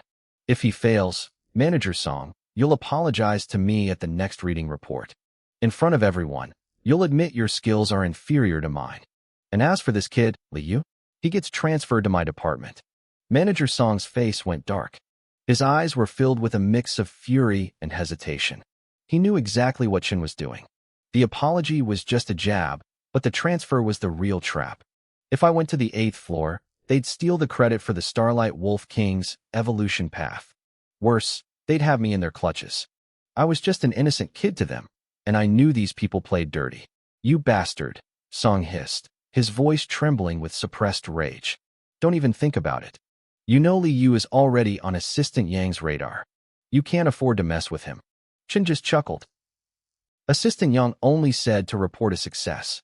He didn't say anything about reporting a failure. If he fails, he's got nothing to do with the higher-ups. Besides, he leaned closer, whispering into Song's ear. "Old friend, who do you think they're really trying to deal with?" Song's pupils shrank. "You guys are insane." "Hey, it's not my problem," Chen said, waving a hand dismissively. "I'm just the messenger. So, do you accept or not?" "No way." "Think about yourself, old friend," Chen warned. "I'm doing this for your own good. You've got a family to feed. It would be a shame if you couldn't find work in Ningyang City anymore." The tension in the lab was suffocating. Song stared Chen down, his Starlight Wolf King letting out a low, guttural growl. The rest of the team held their breath, caught in the crossfire of a corporate war they didn't understand. Then I spoke up. "And what if I succeed?" The heavy atmosphere shattered. Everyone turned to look at me, shocked by how calm I sounded. Manager Song shot me a desperate look, silently begging me to keep my mouth shut. But I ignored him. Ever since I stepped into this room, Chun had been a thorn in my side. He'd interrupted my work, insulted my mentor, and tried to sabotage the client's trust. I'd stayed quiet because I was busy, but now I was ready to bite back. I had a flame evolution card active. There was no way I was going to lose. "Success, huh?" Chin gave me a thumbs up. "Good. I like the confidence. A young man should have guts, not be a coward like old Song here." "Shut your mouth," Song barked. He turned to me, his voice urgent. "Liu, just focus on the evolution. Don't listen to this snake. He's up to no good." "Old Song." The kid already agreed. Chin sneered. "Why are you so worried? Even if he fails and comes to my department, I'll take care of him. Are you saying my 8th floor team isn't as good as yours?" Manager Song's chest heaved with anger. I placed a hand on his arm to calm him down. "It's okay, Manager Song. It's just one evolution. I have confidence in myself." I turned back to Chun. "You still haven't answered. What do I get if I succeed?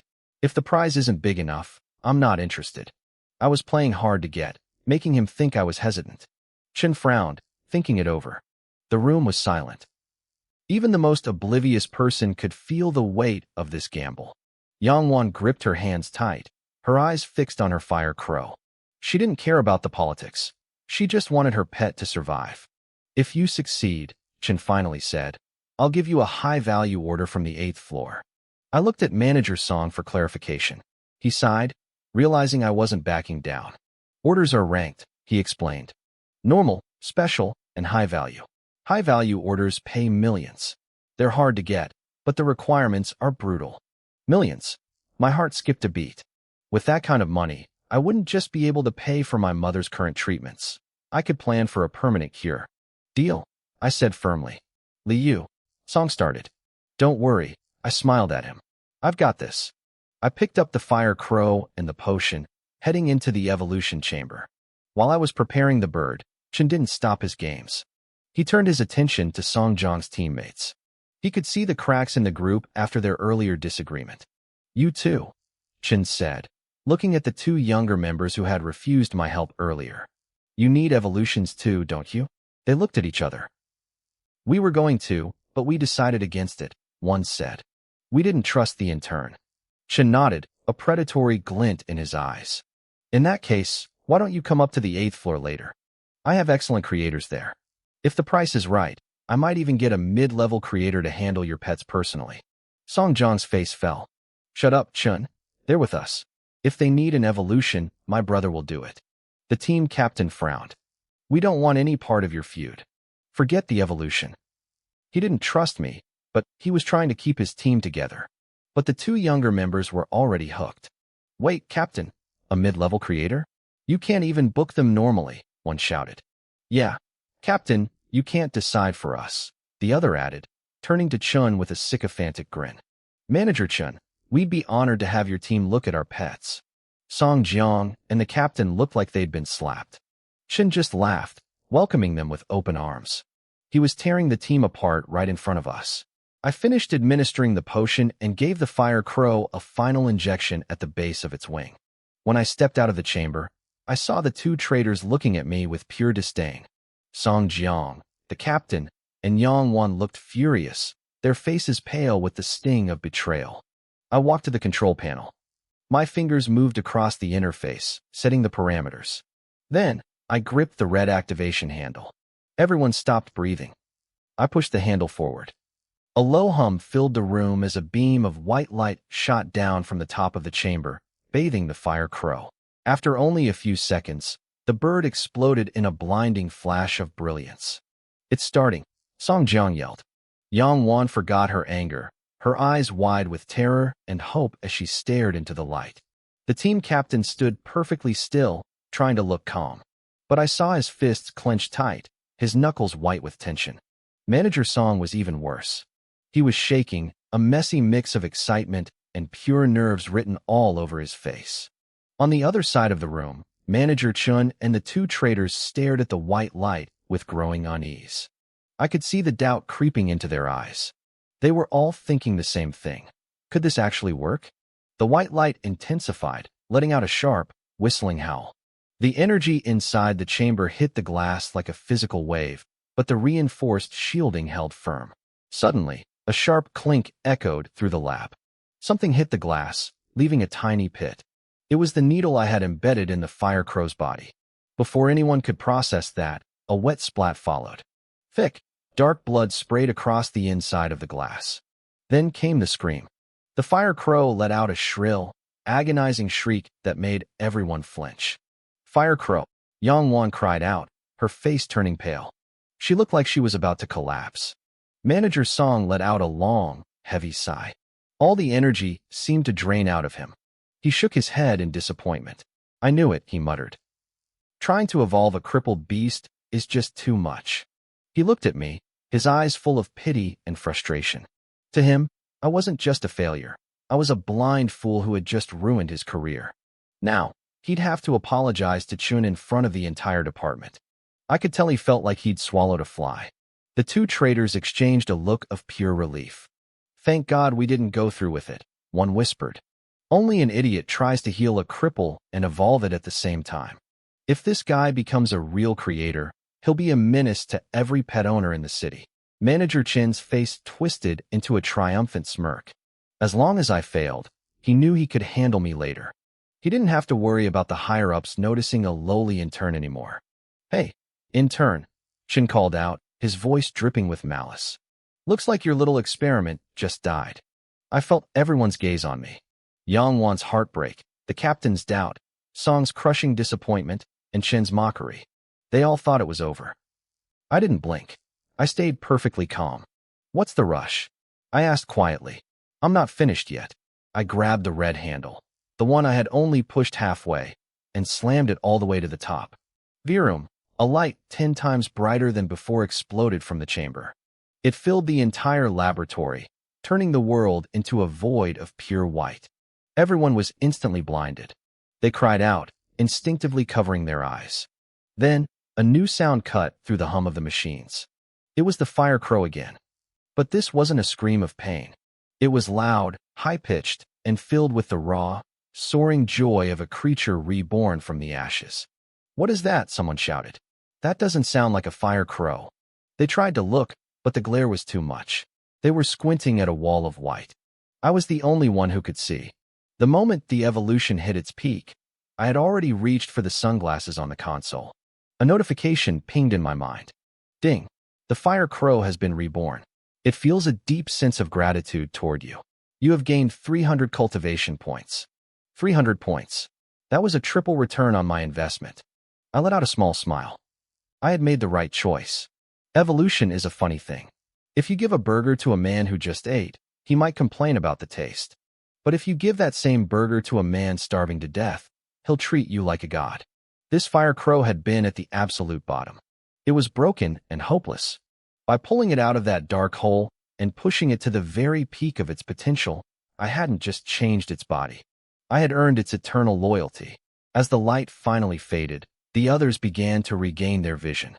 They stumbled toward the chamber, blinking away the spots in their eyes. Inside the glass, a massive crow with a wingspan of over a meter was hovering in the air. Its feathers were full, vibrant, and wreathed in roaring, majestic flames. No way, someone whispered. It actually worked? The two traders stared, their mouths hanging open. The smugness on their faces vanished, replaced by a bitter, stinging regret. Song Jiang didn't miss his chance. He had been holding his breath the whole time, and now he exploded. What did I tell you? He yelled at the two deserters. I told you Lin Yuan could do it. You didn't listen, and now look at you. Who's the stupid one now? He was relentless, rubbing their faces in it until they turned bright red. They looked toward the captain for help, but the captain was too busy staring at the flaming bird in awe. Yang Wan was shaking, tears streaming down her face. It's healthy, she sobbed. My fire crow is healthy again, and it evolved. Manager Chen saw the writing on the wall. His face darkened. He realized he had severely underestimated me. While everyone was distracted by the bird, he started to slink toward the exit, hoping to disappear.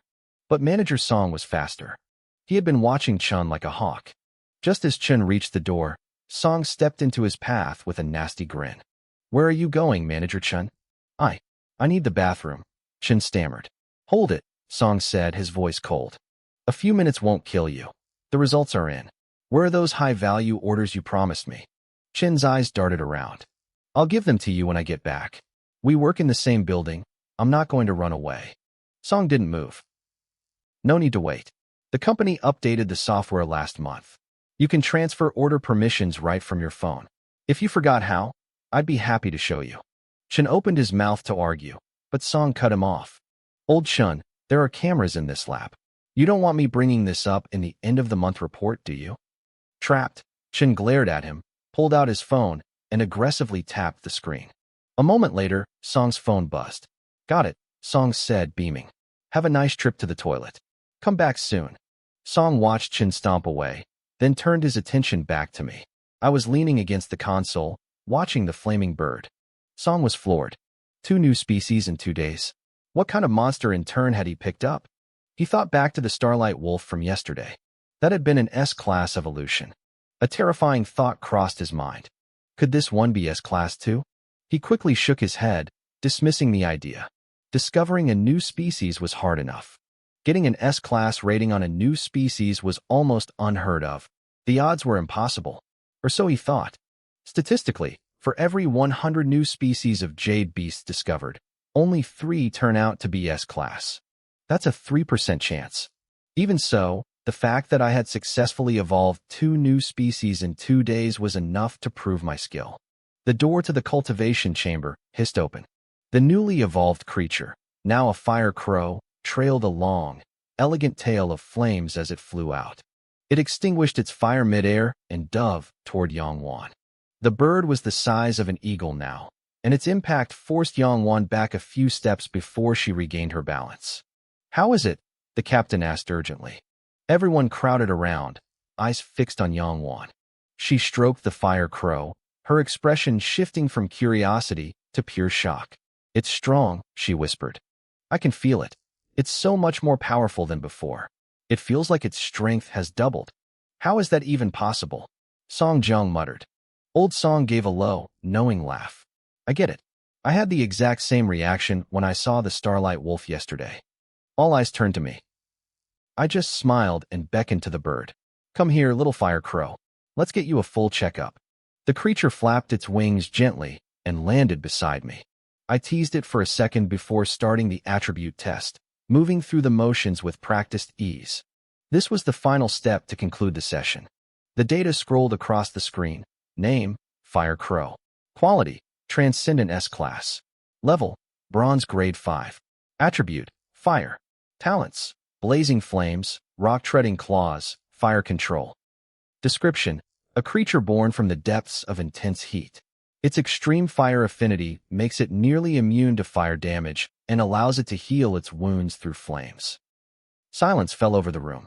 7 people stood there, and not one of them could find their voice.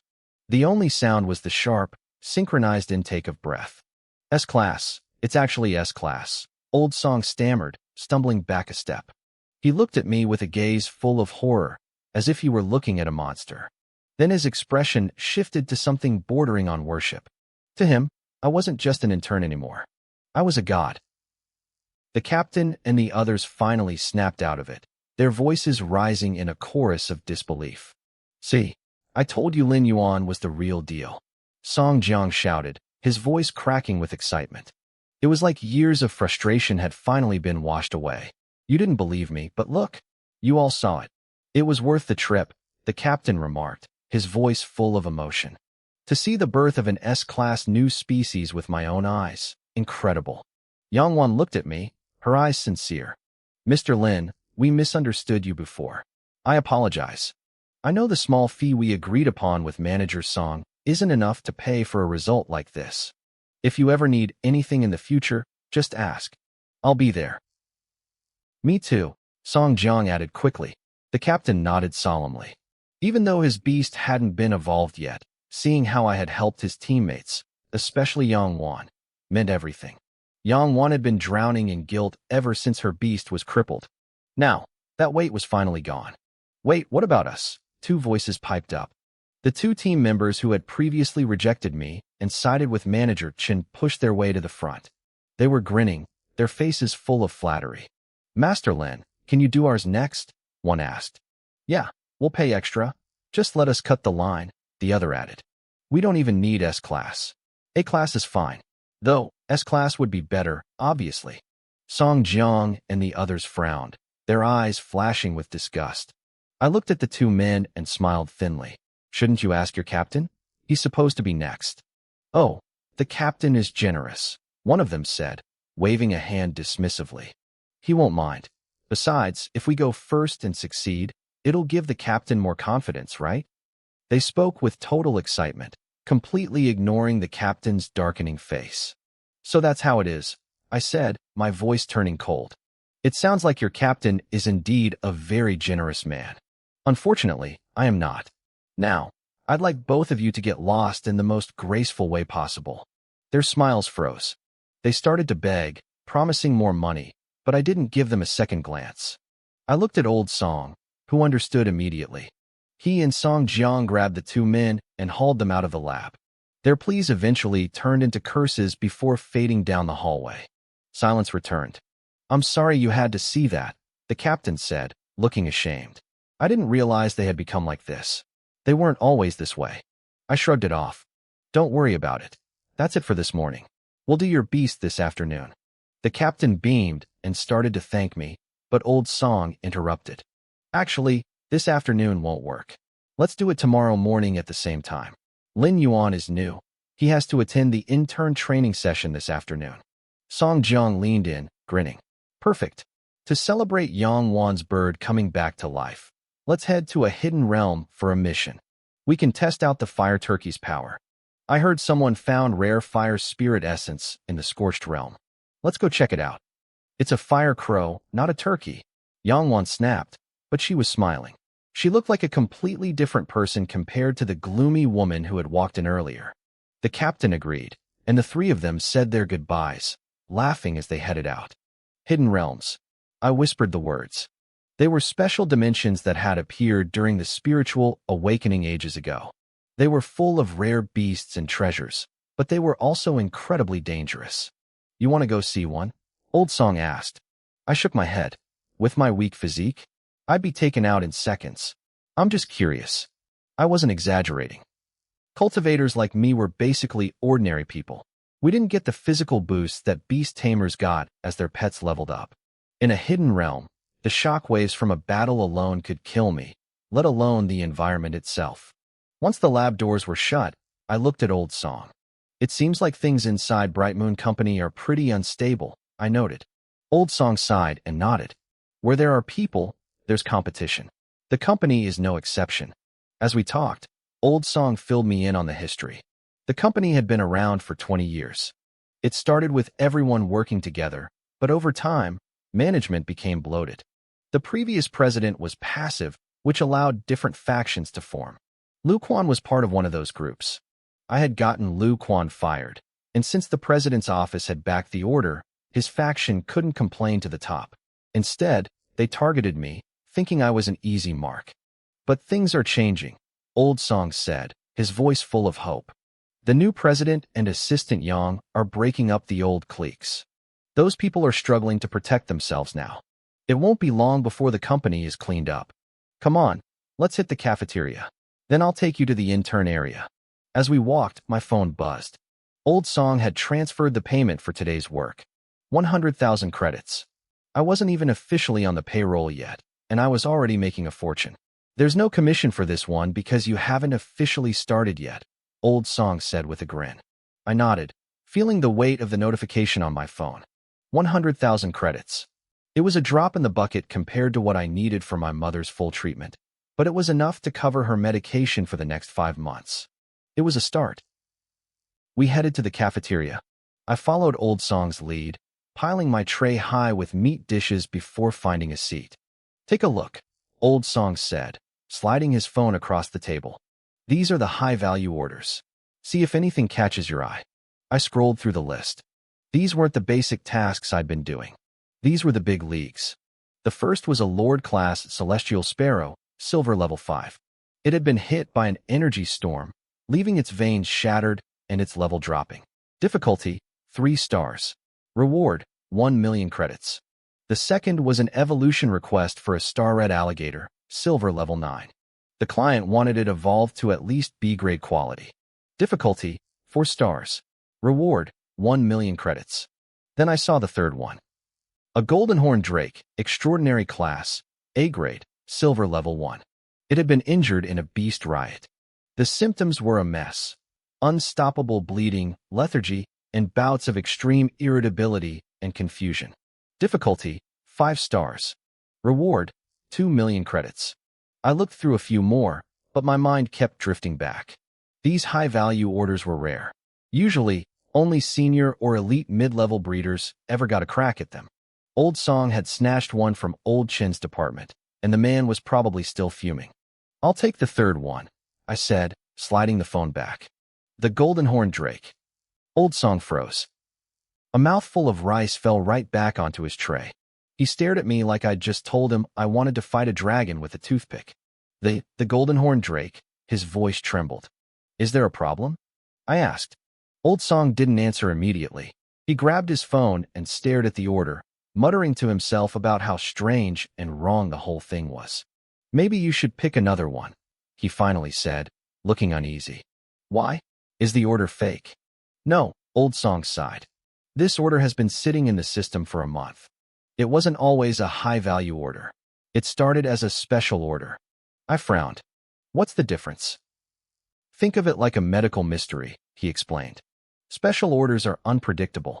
You think it's a simple fix, but once you start, you realize the situation is 10 times worse than the description. 2 of our mid-level breeders tried special orders before. They nearly killed the beasts and ended up paying massive fines. Nobody wants them. Then why is it listed as high value now? I pushed. Old Song shook his head. That's what's bothering me. Usually, an order is either finished or it isn't. He started tapping away at his phone, digging into the logs. I went back to my food. The company cafeteria was actually impressive. Huge space, great variety. Found it, Old Song shouted. I dropped my chopsticks. A senior breeder on the 8th floor took this order first. According to the report, he stopped the bleeding and fixed the irritability. But the lethargy stayed. Then, suddenly, he just stopped the treatment. Old Song scowled at the screen.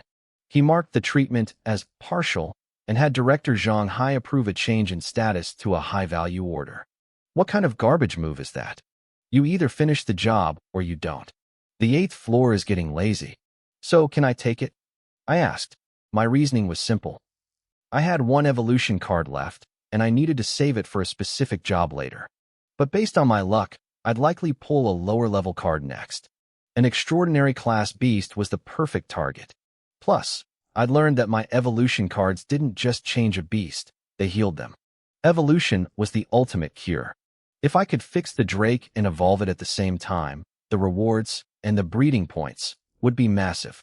Old Song hesitated, then nodded. Fine. If you can't fix it, things can't get much worse. I'll set it up. Meanwhile, up on the 8th floor, Director Zhang Hai was listening to a report from Manager Chen. So the kid is actually talented? Zhang Hai asked, his face blank. He created 2 new breeds in 2 days. Chen replied, nodding frantically. But I lost a high-value order because of him. Zhang Hai slammed his hand on the desk, making Chen jump. Do you have any idea what those orders are worth? They aren't just money, they're connections. And you just let one slip away. Chen kept his head down, waiting for the storm to pass. He knew Zhang Hai's temper. It was loud, but it usually burned out fast. What quality were the new breeds? Zhang Hai asked, sitting back down. I don't know, Chen stammered. I left too quickly, but based on the aura, they couldn't have been higher than B grade. Useless, Zhang Hai spat. A dog on the street would be more helpful than you. That woman downstairs is getting too bold. We need to find a way to kick that kid out before he becomes a real problem. Chen's phone buzzed. He checked it, and his eyes widened. Director, Old Song just claimed that high-value order we released. Which one? The Golden Horn Drake. Zhang Hai paused. He turned to his computer, clicking through the system until he saw the transfer to the 7th floor. He stared at the screen for a long moment. Then, he threw his mouse against the wall. Chen braced himself for more screaming. After all, that was a 2 million credit order. But instead of shouting, Zhang Hai started to laugh.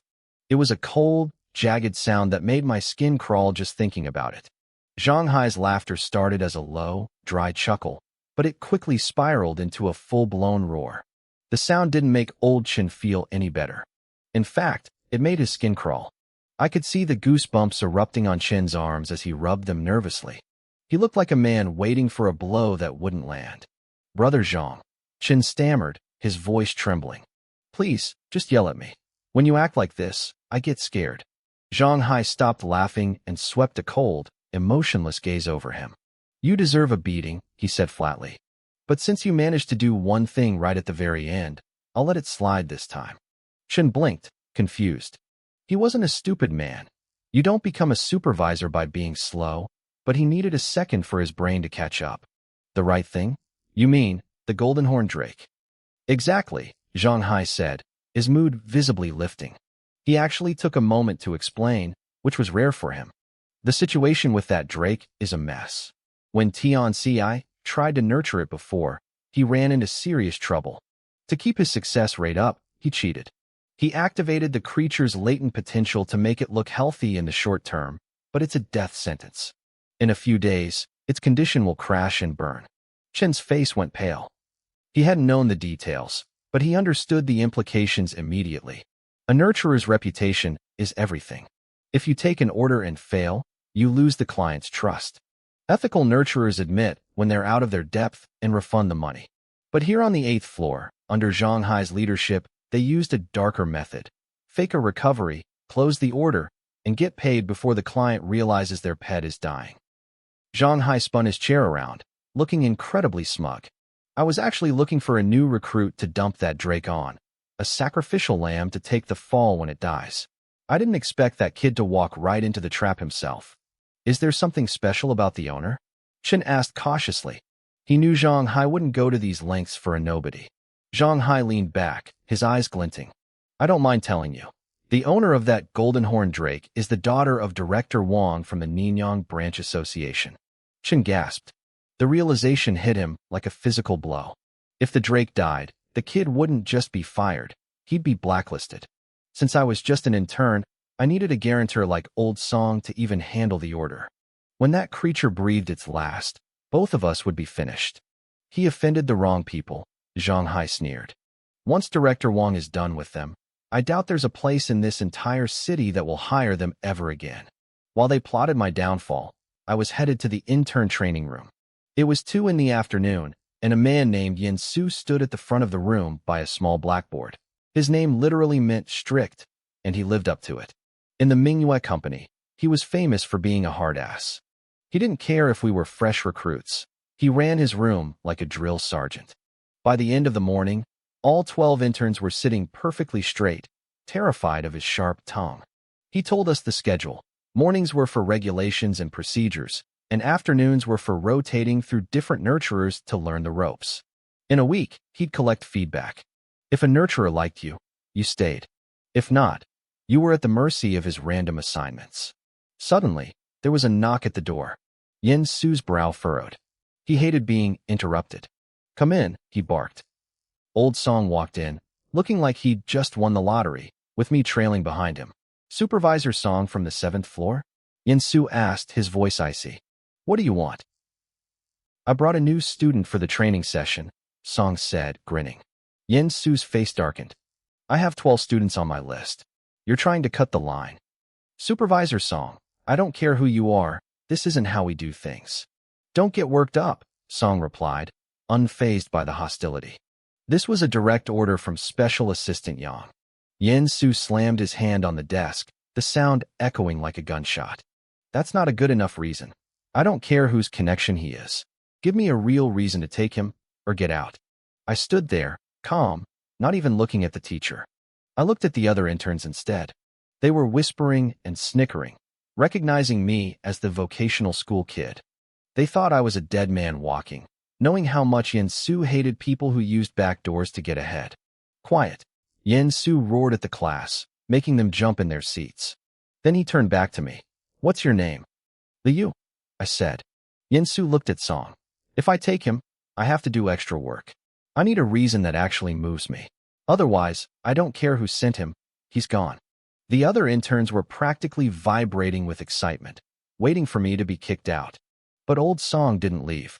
He leaned in and whispered something into Yin Su's ear. Yin Su's eyes went wide. His stony expression cracked, replaced by genuine shock. The interns leaned forward, expecting him to explode and throw us out. Instead, Yin Su took a deep breath, his face flushing with a strange kind of excitement. Fine, Yin Su said, his voice much softer. I admit, you've convinced me. He stays. There's a desk in the corner. Grab a seat while I get the materials. As Yin Su walked past me to leave the room, he actually patted me on the shoulder. The door clicked shut behind him, leaving the room in stunned silence. What did you tell him? I asked Old Song. Song chuckled. I told him about your 2 successful nurturings. Don't let the act fool you, Liu. The man is a hard ass, but he's obsessed with talent.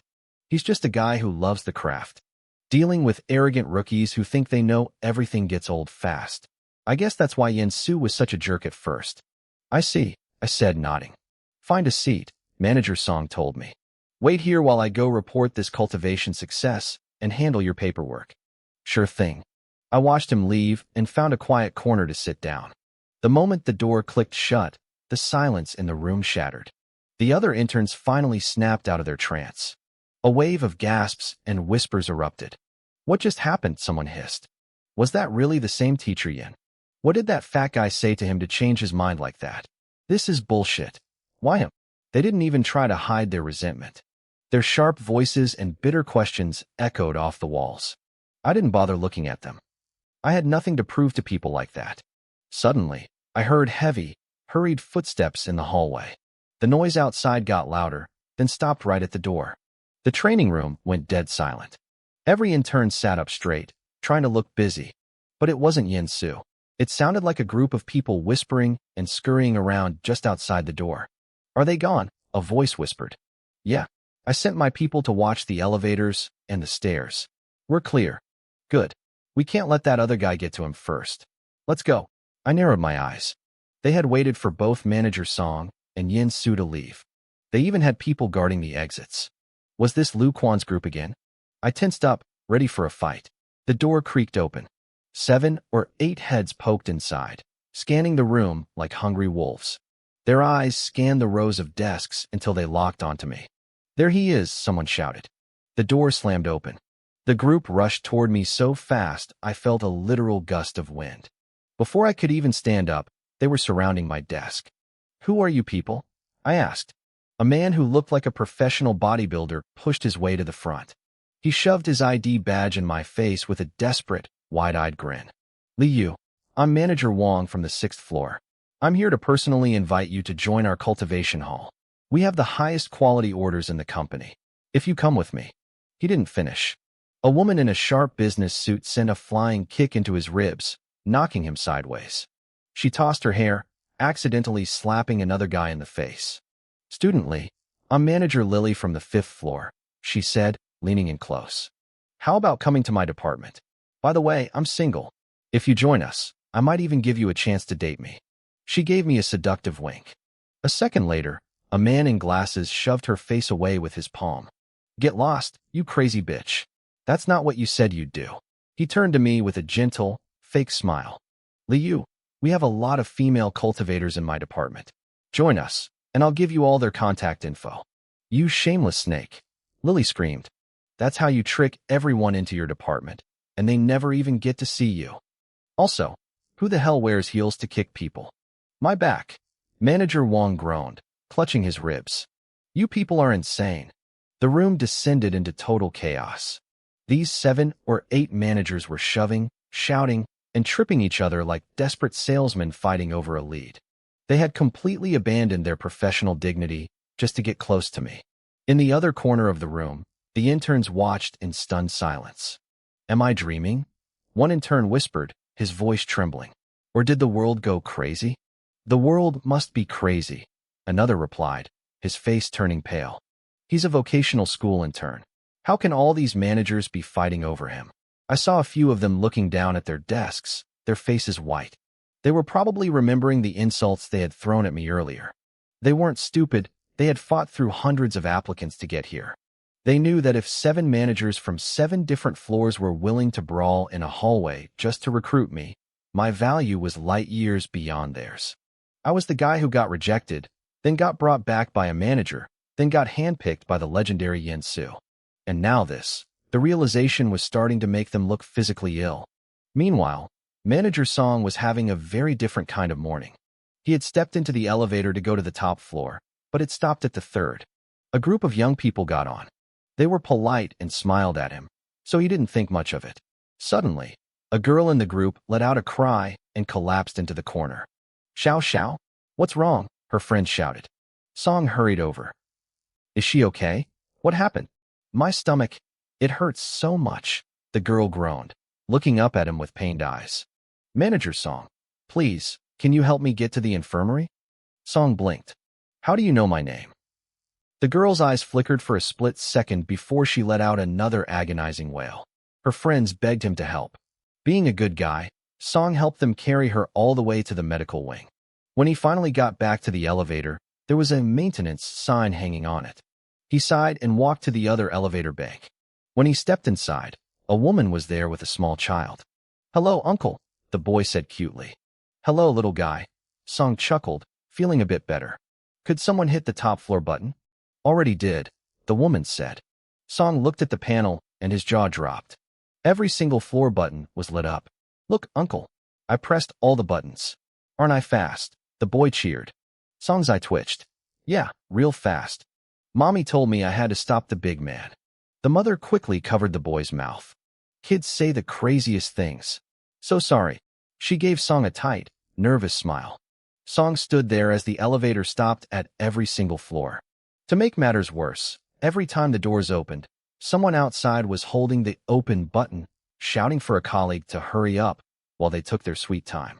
By the third floor, Song realized he was being played. He stormed out of the elevator, leaving the family behind. The building had 2 elevator banks. One was under maintenance, and the other was being sabotaged by a toddler. His only choice was to climb 30 flights of stairs or walk to the far side of the massive complex to use the service elevators. He chose to walk. But when he got there, he found a massive crowd of people accidentally blocking the way, pressing every button, and making it impossible to move. Back in the training room, I was still being pulled in 5 different directions by managers who refused to let go of my sleeves. It was the same story at every turn. That was when it finally clicked. I slapped my forehead in frustration. Someone was trying to keep me from getting to the top floor. I looked toward the stairwell and gritted my teeth, my belly shaking as I charged inside. I started climbing, one agonizing step at a time. I didn't even make it past the 3rd floor before a group of young breeders appeared. They flagged me down with fake enthusiasm. Oh, Supervisor Song, what brings you here? Just passing through. I wheezed, my lungs already burning. Don't go yet. I have a question about the ordering system. Can you help me out? Before I could answer, they swarmed me.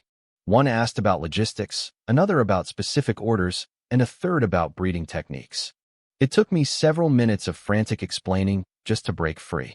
I kept running, sweat soaking through my shirt. I was gasping for air, my vision blurring.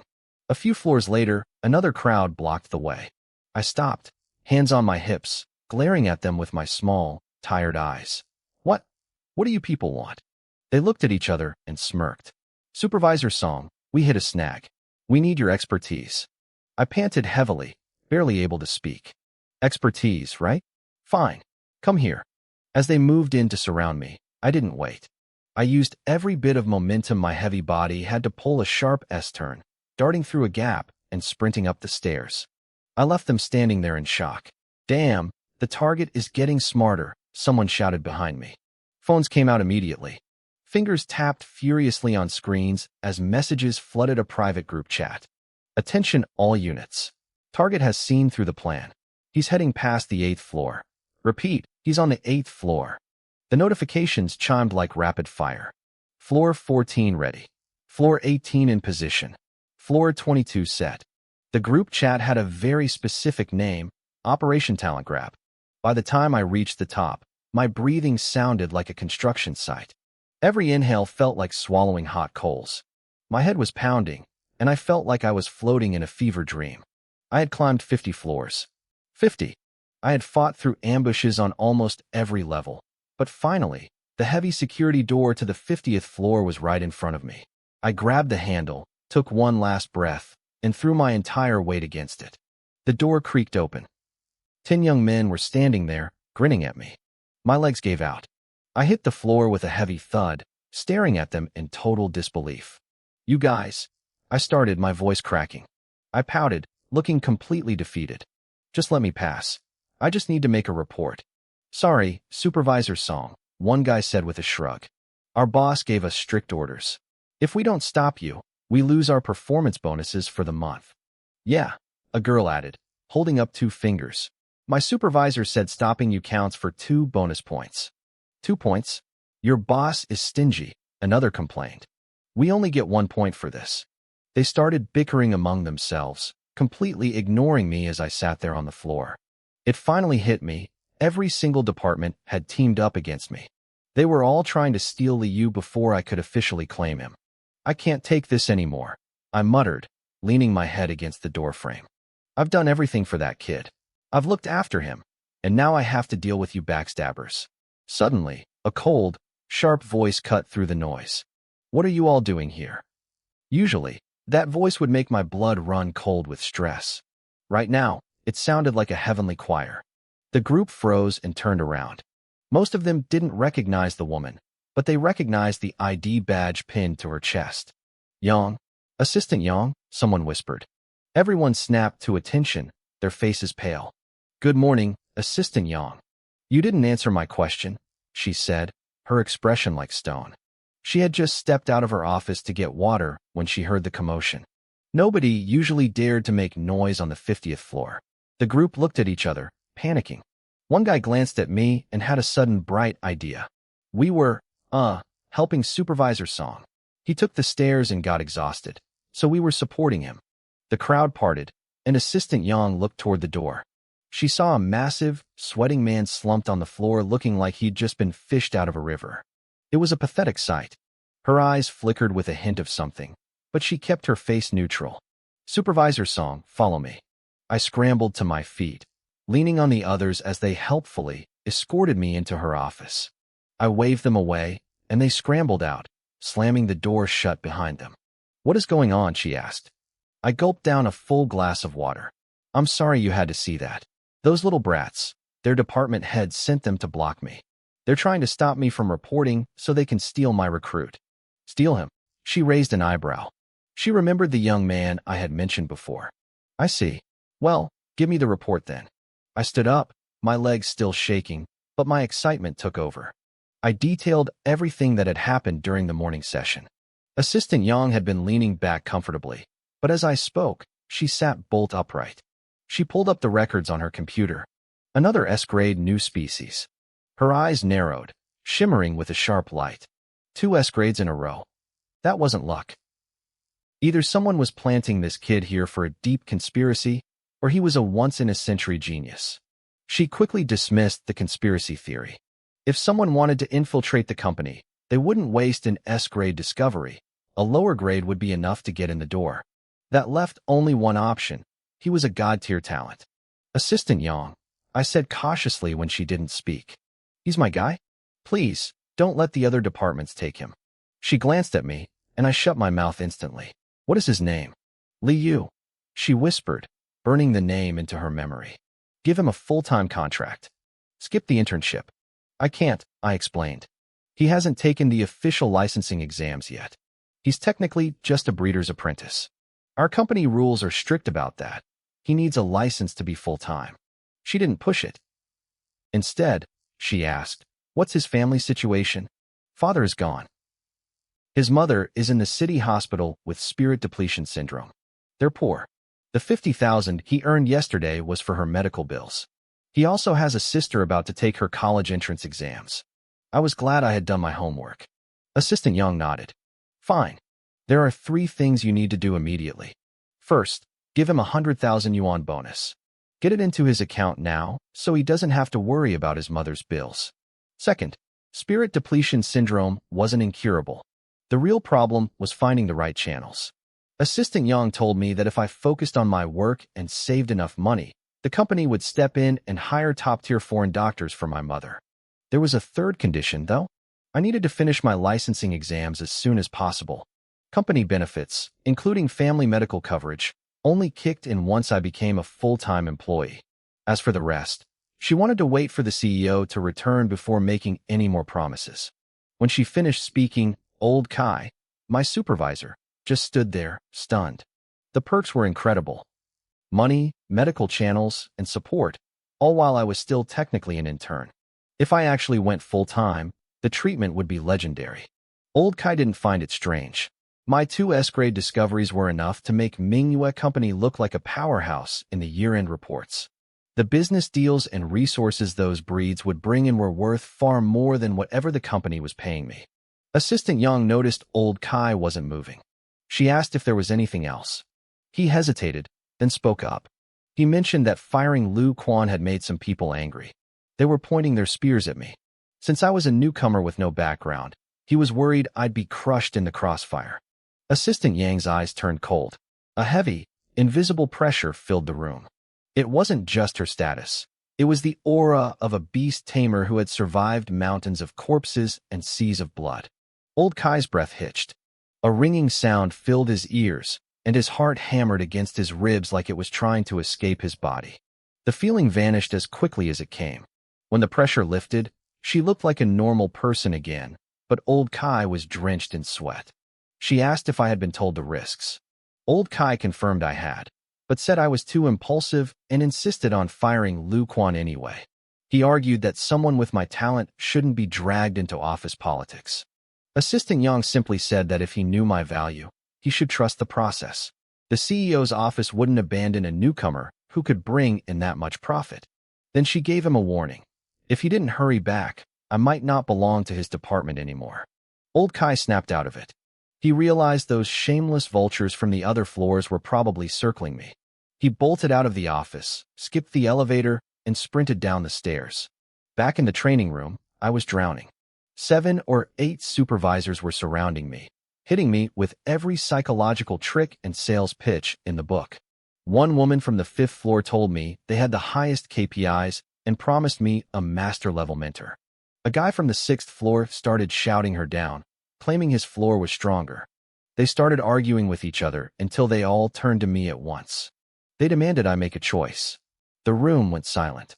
Every intern was watching. I wiped the sweat from my forehead and gave them a forced smile. I told them I'd already promised old Kai and that they should talk to him. The woman from the 5th floor didn't give up. She leaned in close, reminding me I hadn't signed a contract yet. The bearded guy from the 6th floor nodded, saying I should aim higher and that he'd beat old Kai up if he tried to cause trouble. Suddenly, the door slammed open so hard it nearly broke off the hinges. Old Kai stood there, face dark, clutching an anti-riot steel fork he'd scavenged from somewhere. He didn't say a word. He just charged like a wild bull, aiming the fork at the other supervisors. He screamed about trampling them to death for being so shameless. They all scrambled back, terrified. The bearded guy tried to play it off as a joke, but old Kai wasn't laughing. He pointed the fork at the woman from the 5th floor and asked if she was still trying to poach me. She backed away, waving her hands and swearing she was just helping me sign the papers. Old Kai slammed a contract and a pen onto my desk. He dared anyone to try and take me. A sophisticated-looking supervisor in glasses tried to argue for fair competition, but old Kai lost it. He started roaring, his voice almost breaking into a sob. He told them about the hell he'd just been through, meeting a sick employee, dealing with a woman who pressed every button on the elevator, facing broken elevators, and having to climb 40 flights of stairs only to find a dozen people blocking the door. He was 200 pounds and had just run a marathon of obstacles. His resentment was hitting the ceiling. Standing there with his steel fork, he looked ready for war. He was terrifying. He slammed the fork into the floor, and the other supervisors actually started huddling together, trembling. I looked over the contract and told him it looked fine. Just like that, old Kai's anger evaporated. He dropped the fork and gave me a huge, flattering smile. He told me he'd handle the rest, and that I just needed to focus on my training. The other supervisors could only watch in silence. The other supervisors watched the bearded man retreat, their faces twisted in a mix of mockery and frustration. Shameless, they muttered in unison. It was pathetic, really. But the bearded guy didn't care. He just peeked his head back through the door, eyes lingering on me for a second before finally disappearing. Soon after, I found myself heading toward the Horong's secret realm. It shared a name with some popular app back on Earth, but the similarities ended there. This place was a literal hellscape. Lava surrounded everything, and the charred ground felt like it was breathing, spitting out tufts of fuzzy flames. Massive pools of molten rock bubbled everywhere, filling the air with a thick, suffocating stench of sulfur. One deep breath of that scorching air could probably turn your lungs into charcoal. Word had spread online that fire spirit essence had appeared here, and Ningyang City's beast-taming community had absolutely lost it. People were driving hundreds of miles from other cities just for a chance at the loot. Fire spirit essence was the holy grail for high-level evolutions of fire-type beasts. Even if your beast was low-level and couldn't use it, you could sell it for a fortune. Even the smallest fragment of cracked essence could fetch a staggering price. When I arrived at the island, every lava pool was already crowded. Beast tamers were walking around in bubble suits, round, protective gear that made them look like giant, rolling marbles. "Little fire duck, jump in. You can do it," one tamer shouted at his beast. "Trust me, This lava is just like ice water to you. The duck wobbled its tail, staring at the bubbling, distorted air rising from the magma. It looked terrified. After pacing back and forth and realizing there was no escape, it closed its eyes and flopped in. A high-pitched, sizzling scream echoed out as the poor thing slowly sank. Nearby, a female tamer was giving instructions to her magma slime. This is your home turf. Go deep. If you see anything shiny, bring it back, okay? The slime let out a sound like a crying baby and slipped effortlessly into the heat. Moments later, it popped back up, tossing out the half-cooked body of the duck from before. The smell of roast duck filled the air. I saw the duck's owner actually start to tear up, though I couldn't tell if it was from grief or hunger. I was here with Song Jiang, Yongwan, and our captain, Chen Danian. We stood at the edge of the chaos, taking it all in. Yongwan, it's all on you this time, Chen Danian said. His voice sounded muffled and metallic coming through his bubble suit. He was an experienced tamer in Ningyang. Not the strongest, but he had a good eye for trouble. He scanned the crowds, his brow furrowing. This fire spirit essence craze is getting out of hand. I'm seeing teams from way out of town. This realm is currently rated green for safety, but don't let your guard down. Yongwan nodded seriously. This was the ultimate test for her firehouse. In the world of fire tamers, there was an unwritten rule. Lava is the only true standard. If your beast can't handle the heat, it's just a weakling. To be considered qualified, a fire beast had to be able to swim in the stuff. Yongwan's beast had tried this before when it was still a fire duck. It had nearly ended up as dinner. If she hadn't yanked it out with a rope after 2 seconds, it would have been over. Even then, the duck had spent half a month in recovery and a week having nightmares.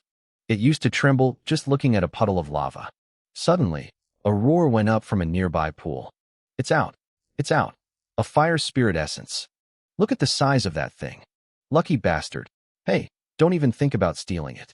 That's the girl from the Rong battle team. She's silver rank. She'll crush you before you can blink. We squeezed through the crowd to see a magma slime climbing out of the pool. Clutched in its mouth was a glowing, crystalline object the size of a quail egg. Molten rock dripped from its body as it hissed. That's worth hundreds of thousands, Song Jiang whispered, impressed. Chen Danian nodded. The Rong team only uses extreme fire types. This place is like their backyard. Finding essence is easy for them. Yongwan didn't say a word, but I could see the fire in her eyes. She wasn't about to be outdone. She raised her hand, and a streak of crimson light shot into the air, transforming into the majestic firehouse. The crowd gasped. They started whispering, asking what kind of beast it was. Even the girl from the Rong team looked up, giving Yongwan a small, respectful smile. Yongwan gave a stiff nod back, then pointed at the lava. Firehouse, go? Get the essence. The bird let out a piercing cry and dove like a flaming arrow. People scrambled back, terrified of the splash. But just as it was about to hit the surface, the bird pulled an emergency brake. It hovered an inch above the magma, daintily dipping one claw in to test the temperature. The crowd went dead silent. It looked exactly like someone testing the bathwater on a cold winter day. I saw Chen Danian and Song Jiang facepalm. The bird was clearly still traumatized from the last time it got burned. The girl from the Rong team let out a soft giggle. Yongwan's face turned beet red. Stop stalling. Just go, she yelled. The firehouse let out a defiant squawk, soared high into the air, and then shot down again. This time, there was no hesitation. It pierced the surface of the lava without making a single splash. The pool settled into quiet ripples. Yongwan gripped her hands together, her lips pressed thin. Last time, she'd used a safety rope. This time, the bird was on its own. If it died down there, she'd have to swallow her pride and ask the silver rank girl to fish out the corpse. Don't worry, Song Jiang whispered. You know Lin Yuan's work. That bird will be fine. Minutes passed. The crowd started to get restless. Yongwan's breathing got heavy. Then, the pool began to churn violently. Huge bubbles burst at the surface. Crakom. The lava exploded upward. Everyone dove back as molten droplets hissed against their bubble suits. Through the red haze, the firehouse erupted from the pool, screaming in triumph. The entire crowd froze. The bird was hovering in the air, glowing with an intense heat. In each of its talons, it held a fire spirit essence the size of a quail egg. And in its beak, it was clutching a third one, a flaming, tennis ball-sized crystal that outshone everything else. 3 pieces. 1 dive. It wasn't just a success, it was a slaughter. One of those crystals was a top-tier fire spirit essence. My God.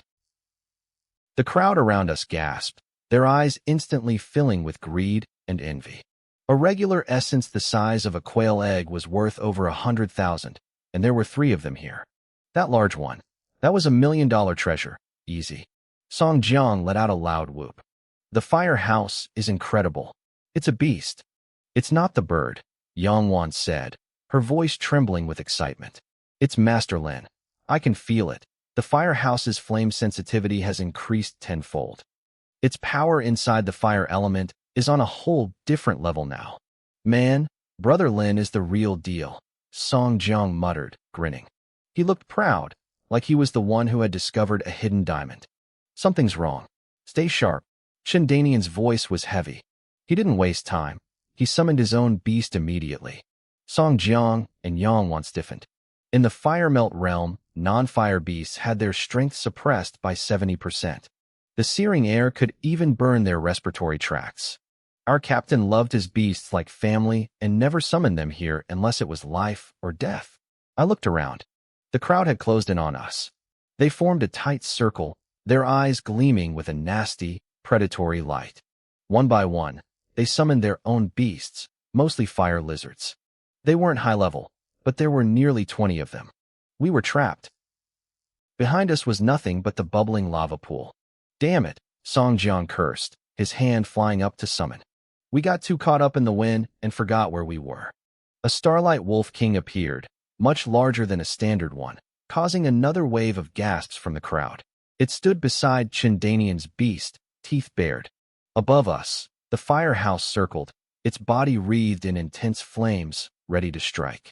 Look, we're all here for money, one of the rival beastmasters said, his face twisted with greed. No need to lose your lives over some shiny rocks. He's right, another sneered. There are 20 of us and only 3 of you. When the fighting starts, your beasts won't be able to protect your actual bodies. They started inching forward. The tension was thick enough to choke on. Even though our 3 beasts were individually stronger, the environment favored the enemy. Except for the firehouse, our team was severely weakened, while the mob was packing nothing but fire-type beasts. It was a losing game. Humph, bullying people with numbers? How pathetic. A new voice cut through the heat. I turned to see the girl from the Rong team. She was wearing a pretty ruffled dress inside her insulation bubble, walking toward us on a path of hardened magma. Beside her was a magma sludge beast, but it had grown massive, the size of a van. It looked like a nightmare, dripping molten rock with every step. The crowd scrambled back. Someone recognized her and growled, Rong team, we usually mind our own business. Don't be foolish. Are you really trying to interfere? What if I am? She asked playfully. I wouldn't dare stop you, the man replied, his tone shifting. But stay out of this, and I'll personally ensure you get one of the smaller spirit essences. The others looked unhappy about giving up a share, but they were clearly terrified of her magma sludge. They all waited for her answer. Chen Danian didn't hesitate. If you help us, I'll give you the largest fire spirit essence myself. He knew the math. 3 of us against 20 was suicide, but the Rong team was legendary in Ningyang City. Their members were all silver rank or higher. This girl alone could likely wipe the floor with half the mob. The essence is nice, the girl said, tilting her head. But there's something else I want to know more. What? Chen Danian asked. She pointed at the firehouse and the Starlight Wolf King. Who bred those beasts? Are they new species? What's their quality? If we tell you, will you help? Depends on how valuable the information is, she said. If it's good, I'm in. If it's just okay, well, I won't hurt you, but I won't help either. The 3 of us traded looks. We knew what to do. Sharing Lin Yuan's name would bring him more business, and it was our only way out. But just as Chen Danian opened his mouth, a commotion started in the distance. We looked toward the entrance and saw 2 familiar figures. Hey, it's those 2 guys. Song Jiang cheered. They brought reinforcements. But his smile died instantly. As the newcomers got closer, Chundanian's face went pale.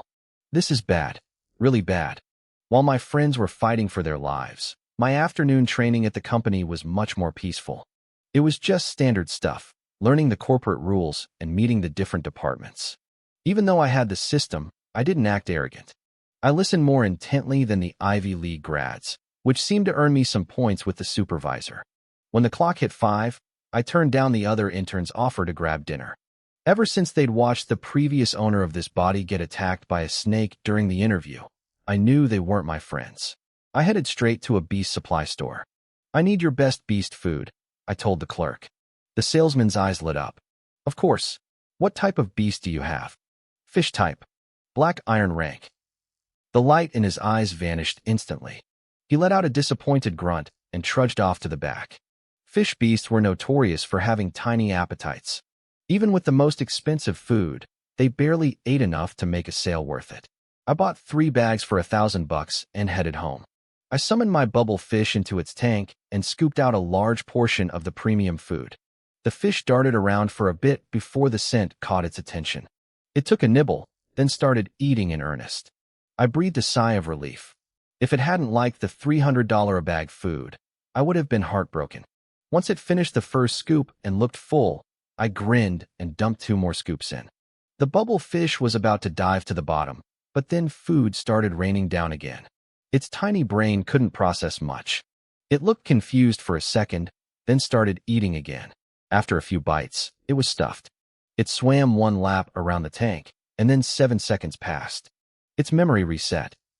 It looked up at the floating food, blinked, and started eating all over again. 7-second memory, I laughed. Perfect. At this rate, it would eat until its scales cracked by morning, hitting the next evolution requirement in record time. I left the fish to its endless meal and sat on the sofa. My home was an old 3-bedroom apartment. A warm family photo hung on the wall, and though the furniture was worn, the place was spotless. On the coffee table lay the beast breeding study materials the original owner had been obsessed with. He might not have been the smartest guy, but he really worked hard. I looked around the quiet room, feeling a strange sense of peace. Then, I pulled up my system interface. It was time for the 23rd draw. I clicked the button, and a card flipped over.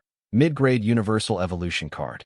In the tank, the bubble fish blew a bubble, took another bite of food, and forgot it was full all over again.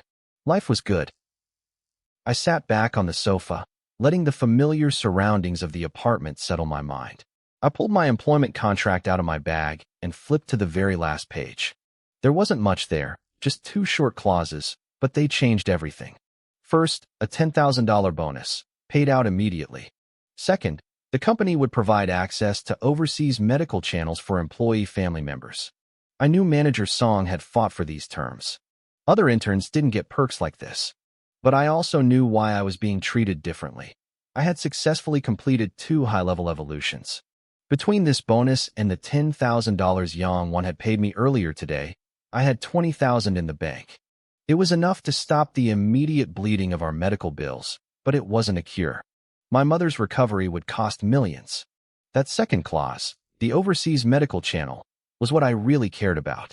The spiritual energy depletion crisis had started abroad, which meant they were years ahead in research. Only a few top-tier hospitals in the world could actually cure my mother, and a regular guy like me could never get through their doors. If manhwa Corporation used their influence to bridge that gap, her chances of survival would skyrocket. I need to get my professional license as soon as possible, I whispered to the empty room. Before I left work, Manager Song had pulled me aside to tell me the same thing. It was clear the higher-ups were watching me now. I was a breeder who had produced 2 S-grade new species in a row. In the corporate war between the old guard, people like the fired Lu Quan, and the reformers like Manager Song, I was a valuable piece on the board. I shook my head, my eyes sharpening. I didn't want to be a pawn. I wanted to be the player. If breeding was my path, I would walk it until the very end. 1 or 2 S-grade successes weren't enough. I needed 100, 1,000, until I was so powerful that no one could touch me. I sat up straight and checked my system interface. System, how many breeding points do I have? Healing the fire duck's broken wing and reigniting its fighting spirit had netted me a massive 300 points. Plus, the lingering emotions from the firehouse were still trickling in. My current total sat at 550. Let's do 5 draws, I commanded. 500 points. Go. The virtual wheel spun with a satisfying mechanical click. I leaned back, crossing my legs, waiting for the results. Ding. You have received 1 low-grade Universal Evolution card. An old friend, I muttered. It wasn't a shock, but it was a relief. It was a safety net. Ding. You have received 1 low-grade Poison-type Evolution card. My eyebrows shot up. Poison types were tricky. Most breeders avoided them because they were dangerous. One wrong move, and you'd end up in the hospital, or worse, in a coffin. Because of the risk, there weren't many established evolution paths for poison beasts. But in business, high risk meant high reward. The demand for a good poison breeder far outweighed the supply. This card could be worth a fortune. Ding. You have received 1 low-grade Universal Evolution card. 3 for 3. I was on a roll. Ding. Thank you for playing. My smile froze. I spoke too soon. The wheel kept spinning for the final draw. Even with 1 dud, I already had 3 cards. Combined with the 1 I already had in storage, that was 4 evolutions ready to go. But then I noticed something strange. The wheel wasn't stopping. It kept spinning and spinning, much longer than usual. The last time this happened, I had pulled a God-tier evolution plan. I uncrossed my legs and sat bolt upright, my breath hitching in my throat. After a few more agonizing seconds, the chime rang out. Ding. You have received 1 mid-grade Universal Evolution card. I exhaled, feeling a mix of disappointment and massive relief. It wasn't a God-tier plan, which was actually good. I only had 1 beast right now, and I couldn't exactly store a God-tier plan for later. I flipped the cards over in my hand. 1 dark green, 2 grayish-white, and 1 larger, snow-white card with 3 shimmering colored threads running through it.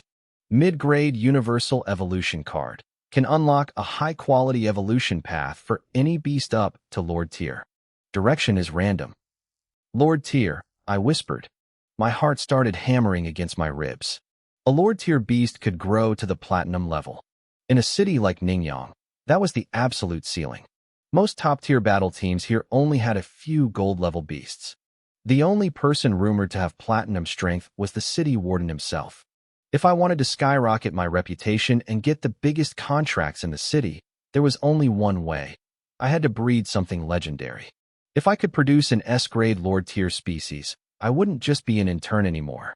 I'd be a kingmaker. I need to find a way to maximize this card's value, I murmured, staring at the white light reflecting off the card. Later that night, the small dining table was set with 2 hot dishes and 2 bowls of steaming white rice. The smell of home-cooked food filled the room. Li Ming cracked open 2 bottles of cola, the bubbles fizzing loudly in the quiet apartment. She slid one over to me with a huge, beaming grin. To my big brother making the big bucks, she chirped. Cheers. I smiled back and clinked my bottle against hers. Cheers. I took a long swig. I wasn't usually a fan of carbonated drinks, but after everything we'd been through, this tasted like victory.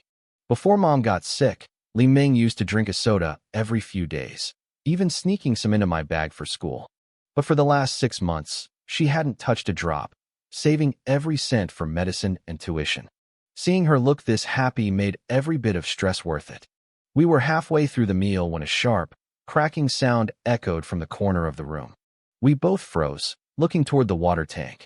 Li Ming jumped up and ran over. Her face went pale instantly. Brother, she screamed. Come quick. I rushed to the water tank, my heart hammering against my ribs. The bubble fish looked terrible. Its scales were cracked, webbed with tiny white lines like shattered glass. It had only been 3 hours since I'd started the process, but the fish was already unrecognizable. It sat at the bottom of the tank, buried under a mountain of food pellets. Its eyes were vacant and dull. Every few seconds, it would mindlessly gulp down another pellet. Its blue body was bloated to the limit, the scales stretched so tight they looked ready to explode. Li Ming was frantic, her hands shaking as she reached for the tank. I have to get the food out. It's going to burst. Don't touch it, I said, my voice calm. It's fine. It's just stuffed. Stuffed?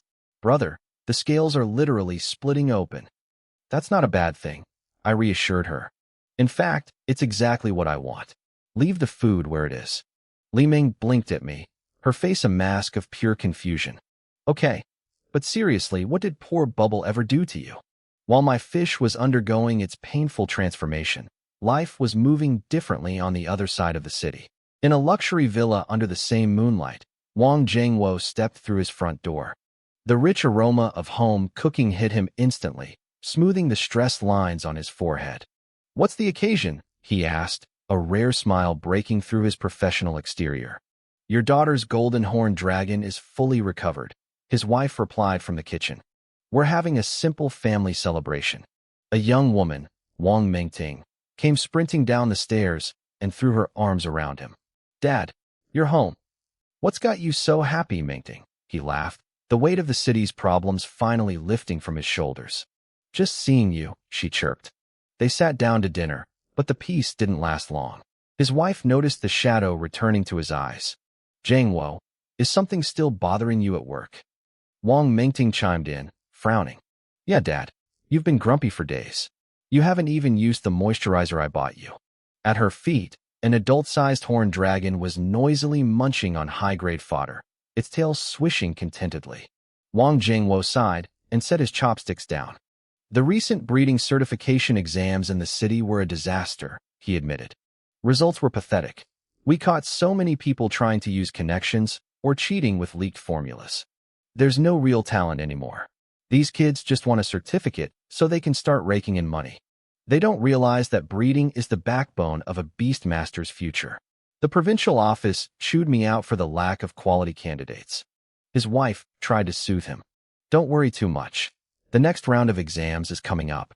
Maybe a genius will show up and breed an A-grade beast right in front of you."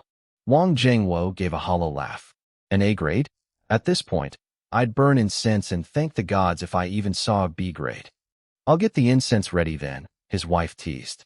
He ignored the joke, suddenly remembering something. "Mingting, I heard a breeder from the manhwa company took the contract for your golden horned dragon. When are you free? I'll have them come over to finalize the enhancement." Mingting shook her head. "No need, Dad. Xiaolong is totally fine now. He's eating like a champ. He doesn't need more breeding." "Just let them take a look," Wang Jingwo insisted. "Zhang Hai is an old friend of mine. He said the last session wasn't thorough enough. How about tomorrow?" "Ugh, no," she groaned. "I'm going to the Fire Dragon Secret Realm tomorrow. I heard there are top-tier fire spirit essences appearing there. I want to find one." "Fine," he sighed, used to her stubbornness. "Whenever you're free, let me know." The next morning, I woke up to find Li Ming already gone for school. She'd left a note on the table. Asterisk big brother, there's soy milk and buns in the fridge. Eat before you leave. Asterisk. She'd even drawn a little smiley face at the bottom. I felt a warm glow in my chest as I heated up the food. Before leaving, I checked the bubble fish. As I approached the tank, I heard a strange crackling sound, like popcorn hitting a hot pan. I leaned in and gasped. Every single scale on the fish's body was covered in deep, ice crack patterns. It looked like it would shatter into a million pieces if I so much as tapped the glass. Yet, those dull eyes were still fixed on the floating pellets, counting down the seconds until the next bite. "That's enough for now," I muttered, scooping the fish into its portable container. "Wait until the plan is finished." When I arrived at the company for my internship training, the atmosphere was weird. The other interns, who usually ignored me, were suddenly falling over themselves to be nice. Several of them tried to shove breakfast into my hands. "Brotherly, try these pastries." I queued for an hour at Peach Blossom Village. One guy insisted. "Try my soy milk. It's fresh ground, not the powdered stuff," another shouted. I frowned, trying to push past them, but they were like leeches. Just as I was about to snap, Supervisor Song appeared. "What's all this noise?" he barked, his heavy frame casting a shadow over the group. The interns scrambled back to their seats like frightened mice. They knew better than to cross a supervisor before they were even assigned to a department.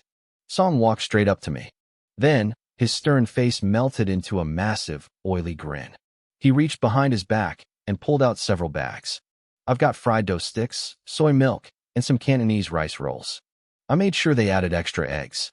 "Which one do you want, Liu?" The other interns stared in stunned silence. Their expressions all said the same thing. How shameless. I wasn't full anyway, so I grabbed 2 buns and followed Song out of the room. What about the training session? I asked. Forget that. Song dismissed with a wave of his hand. It's all useless fluff. You'll learn more in 5 minutes on the job than in a week of those lectures. I already told Teacher Yin you're with me. We headed back to the breeding room from the other day. I expected to see the team ready for work, but when I walked in, the greeting died in my throat. Song Jiang looked like he'd been dragged through a furnace. Half his hair was burned off, leaving a charred, frizzy mess. Chen Danian and Yang Wan weren't much better. Chen's arm was wrapped in heavy bandages, and I could see more gauze peeking out from Yang Wan's collar. They looked absolutely murderous, like overinflated balloons ready to pop. Did they get mugged last night? I wondered. Then I looked at their beasts. It was a massacre. The Starlight Wolf King was bald, its majestic fur scorched away, leaving it looking like a mangy street dog covered in medicinal salve. It was whimpering in its sleep. The fire duck's wings were thin and ragged, half its feathers seemingly plucked out. It was huddled on the wolf's back, one wing bound in bandages. The mud-armored rhino was the worst of all. Its thick, defensive plates had been shattered, leaving its skin cracked and bleeding. Its horn was broken, and its hooves were charred black. I stared at the carnage, my mind racing. Was the security in Ninyang City really this bad? I couldn't believe my eyes. 3 powerful beast tamers had gone out together and returned looking like they'd been through a meat grinder. Are you guys okay? I asked softly. The movement in the room woke the beasts. A chorus of whimpering and squawking filled the air. The Starlight Wolf King and the Fire Duck lunged toward me, making pitiful, aggrieved sounds.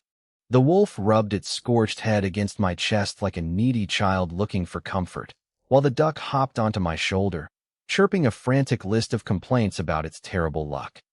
I didn't need to look at Pei Yuji to know she was probably growing, and growing fast. From the chaotic testimony of the 2 beasts, I quickly pieced together what had happened. Yesterday, they had traveled to a scorching, volcanic region to mine for spirit stones. They had just managed to secure 3 high-quality stones when a massive swarm of wild beasts ambushed them. The Wolf King and the Fire Duck had both recently evolved to S-grade, so they weren't about to back down. A brutal melee broke out. According to the Wolf King's version of the story, he was a god on the battlefield. He claimed he had crushed every opponent with a single bite and swept through the enemy ranks without a scratch. The Fire Duck's version was similar. It claimed it had scorched the trash opposition until it was invincible across the lands. I looked at the wolf's bald patches and the duck's plucked wings. I hesitated for a second, then nodded. I believe you. Really. The 2 beasts were so moved by my faith that they rubbed even more medicinal salve all over my clothes. After finally calming them down, I patted the mud-armored rhino's head and turned to Song Jiang and the others. What exactly happened? I asked. Were you actually mugged? Song Jiang's face fell. He gave me a long, resentful look. Did I actually guess it right? I asked, my eyes sparkling with a bit of gossip. Song Jiang saw my expression and immediately shut his mouth, clearly not wanting to feed my curiosity. But if he wouldn't talk, someone else would. Chen Danian stepped forward. Yang Wan found fire spirit essences in the Fire Dragon hidden realm. 3 of them. One was a top-grade fire spirit essence. Top grade. Manager Song gasped. Even I felt my eyebrows shoot up. The original owner of this body didn't have memories of top-grade fire spirit essences, but I did. The evolution cards provided by my system didn't just give me formulas. They gave me a wealth of related knowledge. When I evolved the Fire Duck, I gained deep insights into fire-type avian beasts, and fire spirit essence was a major part of that. Fire spirit essence helps fire-type beasts break through bottlenecks. Manager Song remarked, his voice full of awe. It's a key ingredient for many evolutions. Even a tiny fragment is worth a fortune. A top-grade one? That's worth millions. You guys have incredible luck. I looked at Manager Song. Luck? I didn't think so. Chen Danian let out a bitter laugh and finished the story. They had been surrounded by over 20 people, but with the help of the doll girl, they weren't afraid. However, before the fight even started, another group arrived. They saw 2 of their own teammates in that second group and thought reinforcements had arrived. They weren't reinforcements, Song Jiang hissed, his teeth clenched. Those two bastards joined another team and helped them corner us. If our three beasts hadn't fought like demons, we might not have made it out of there at all.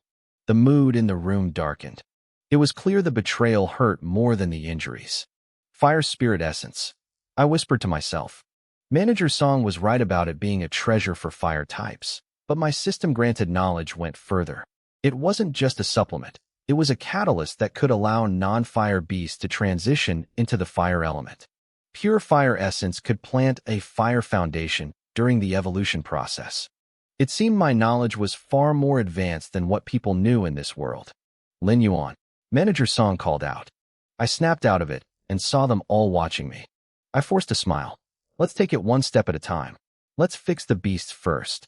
I might not have been a legendary master yet, but for any beast whose evolution path I had unlocked, I was the world's leading expert.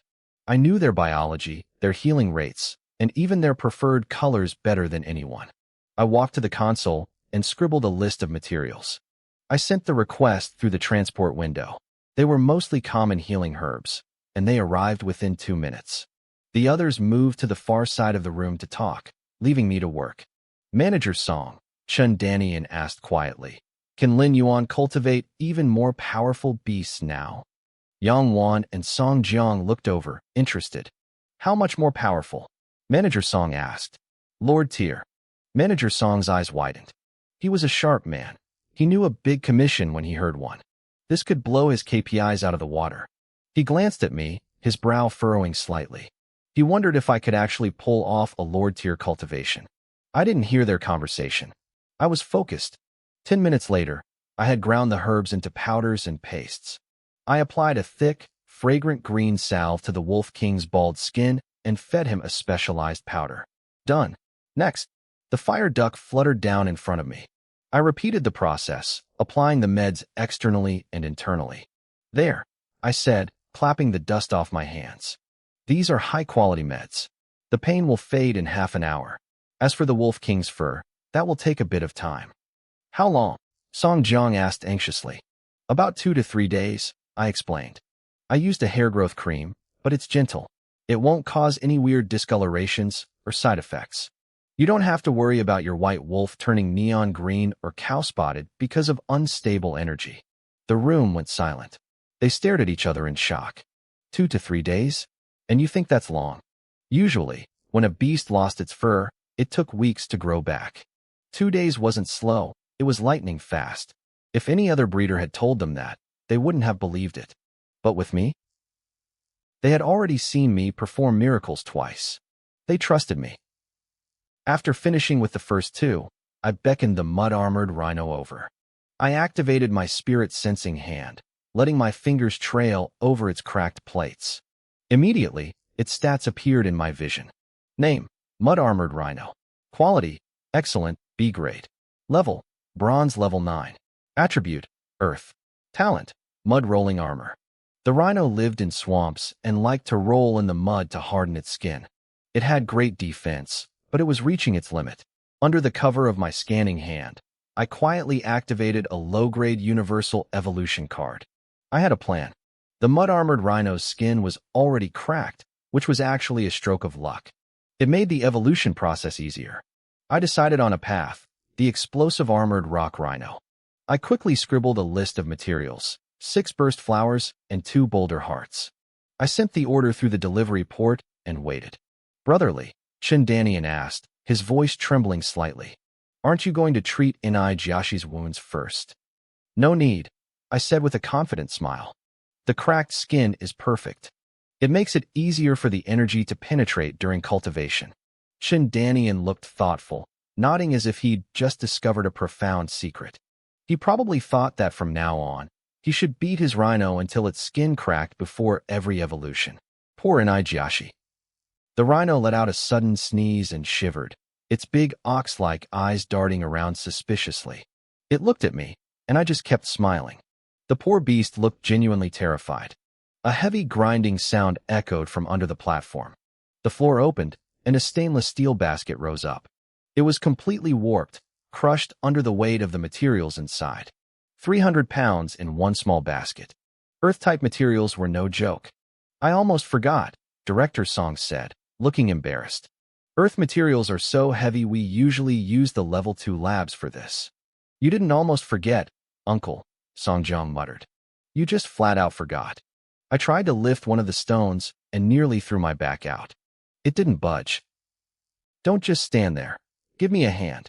The three of them rushed over.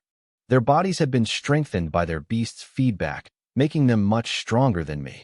Chun Danian was especially powerful. His bond with the rhino allowed him to lift hundreds of pounds with ease. I took the role of the commander. I directed them to carry the materials to the grinder, turning the solid rock into fine powder. Then, I grabbed a large stainless steel shovel and started mixing. I added liquids until the powder turned into a thick, gray sludge. It looked exactly like a bucket of wet cement. Song Jiang, Chun Danian, and Yang Wan stared at the bucket, then at each other. Who's going to say it? Yang Wan whispered. Song Jiang stepped forward. Brotherly, are we paving a road somewhere? My face dropped. Paving a road? This is Inai Jiashi's evolution material. This bucket costs tens of thousands of credits. Who would be rich enough to use this for a sidewalk? Song Jiang scratched his head, looking sheepish. I told them to lug the cement into the cultivation chamber. I followed them in with my shovel, slapping the gray sludge onto the floor and shaping it into a thick, circular ring. Inai Jiashi, get over here, I called out.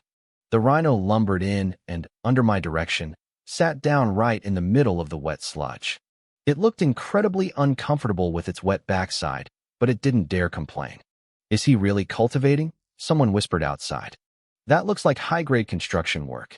You could drive a 100-ton truck over that stuff, and it wouldn't crack. Shut up, I snapped. I placed a small water tank inside the chamber, filled it with water, and summoned my bubble fish. It floated to the surface immediately, belly up, its cracked scales looking worse than ever. It looked like it was either overfed or seconds away from death. I stepped out and closed the heavy door with a thud. The room went silent. Everyone held their breath. Chun Danian's fists were clenched so hard his veins were popping. This wasn't just a pet project. For a beastmaster, an evolution was like a final exam that decided their entire future. If the beast didn't improve, the master's mental strength would plateau. I was nervous too. This wasn't just about the rhino. I was also testing the god-level evolution path for my bubble fish. I took a deep breath, adjusted the laser parameters on the console, and slammed the red lever upward. The machine hummed. Lasers split into dozens of beams, hitting Inai Jiashi and the surrounding sludge. The gray mud seemed to come alive, crawling up the rhino's body until it was encased from head to tail. Then, a blinding white light erupted from the center. It's starting, Song Jiang yelled. Please work, Yang Wan whispered. Director Song was just giggling to himself. Another S-grade, he another one. Great, he'd finally lost it. I pulled on a pair of sunglasses. No one noticed that a stray beam of evolution light had refracted toward the water tank, hitting the bubble fish. The white light flooded the entire room like a rising tide. A few minutes later, a notification flashed in my vision. Evolution successful, explosive armored rock rhino. The beast's fear has turned into gratitude. You gained 500 cultivation points. I blinked. 500 points? That was way more than I expected. What misunderstanding was the system talking about? The light faded, revealing a massive creature. The rhino was now as tall as a man and over 2 meters long, covered in thick, charcoal gray rock armor. The cracks were still there, but they glowed with a dull, pulsing red light. Its broken horn had regrown, now shimmering with a dangerous crimson energy. It looked like a tank made of volcanic rock. The glass tank groaned, nearly shattering under the rhino's massive new weight. Song Jiang sucked in a sharp breath. Yang Wan covered her mouth, her eyes wide with shock. Chun Danian's lips were trembling. I could see the change in him immediately. He looked lighter, as if a physical weight had been lifted from his brain. He was feeling the surge of power from his beast, a connection so strong it probably felt like his own strength had tripled. Even after supporting the rhino, he still had plenty of mental energy to spare. The rhino had become a monster. Chun Danian's voice shook as he spoke. He said it was strong, unbelievably strong. Director Song was still over in the corner, giggling to himself like a lunatic. He kept muttering about S-grades over and over. I glanced at my bubble fish. It was glowing faintly, but the real evolution hadn't kicked in yet. I told Shindanian to recall his beast. He raised his hand. A flash of light sucked the rhino away, and then he summoned it again. The heavy body hit the floor with a deafening thud. The sheer pressure coming off the creature made everyone's heart skip a beat. Even the other beasts in the room were terrified. The Star Wolf King let out a pathetic whimper and backed away. The Fire Owl's feathers stood on end. To them, this rhino was just a giant, terrifying mountain of stone. Song Jiang and Yang Wan rushed over to ask how it felt. Chun Danian nodded solemnly, trying to keep a straight face, but his red eyes gave away his excitement. He told them the defense was terrifying. He felt like he could take on the entire Fire Dragon secret realm by himself. My friends stared at me in awe. They knew Chindanian was a cautious man who never exaggerated. If he said it was terrifying, it was. Before anyone could say a word, a white shadow blurred past us. It was Director Song. He had already prepped the testing machine, clutching a handful of cables with a creepy, obsessed grin on his face. He called me over, desperate to see the official stats. The screen flickered to life. Explosive Armored Rock Rhino. Quality, Transcendental S-Grade. Level, Silver Rank 1. It was the real deal. Song Jiang and the others looked at me like I was a god. Director Song looked like he was about to burst into a victory dance. 3 days. 3 evolutions. 3 brand new S-grade species. Even a world-class master developer couldn't pull that off. But then, the room changed. A blinding white light erupted from the corner. It was so intense it felt like a physical blow. Everyone screamed, shielding their eyes. This light was different from the rhinos. It was thicker, more aggressive. It poured out of the water tank and filled every corner of the lab. It didn't care about walls or furniture. It passed right through our bodies. I quickly jammed my sunglasses onto my face and stared into the heart of the glow. The evolution was taking too long. 1 minute passed. Then 2. Then 3. Song Jiang and the others were hiding behind desks, terrified they'd go blind. They were shouting, asking if this was an S+ grade. I didn't answer. I just watched. By the 4th minute, the light finally began to fade. We all crowded around the tank. The glass was cracked. Floating in the air was a silver fish, maybe a pound in weight. A thin, mysterious mist swirled around its body. That was it. No giant horns. No flaming armor. It looked small and completely harmless. We all shared a confused look. My friends didn't see any threat in it at all. I opened the chamber and brought the fish out. Song Jiang asked if it was a success. He pointed out that besides the color, it didn't look much different from before. I didn't say much. I just led the fish over to the console to check its attributes. The screen updated. Silver-scaled bubble fish. Quality, extraordinary S+ grade. Level, Iron Rank 3. Talent, silver scale bubbles. The description said its scales were hard as iron, but seemed useless. The room went dead silent. It was an S+, sure, but it looked like a total dud. My friends looked at me with deep pity. They thought I was devastated. Director Song patted my shoulder and told me not to be sad. He said I was a genius and I could just try again later. Chun Danian and Yang Wan nodded, convinced I was about to burst into tears. They thought I was staring blankly because I was heartbroken. They were wrong. I was frozen because of what was happening inside my own head. When I was 10 years old, my mental core had been severely damaged. Since that day, my mental strength hadn't grown a single inch. But right now, a massive, unstoppable tide of energy was crashing through my mind. My power wasn't just recovering. It was exploding. This was the first time I had ever felt a change like this. In just a few seconds, my mental strength exploded.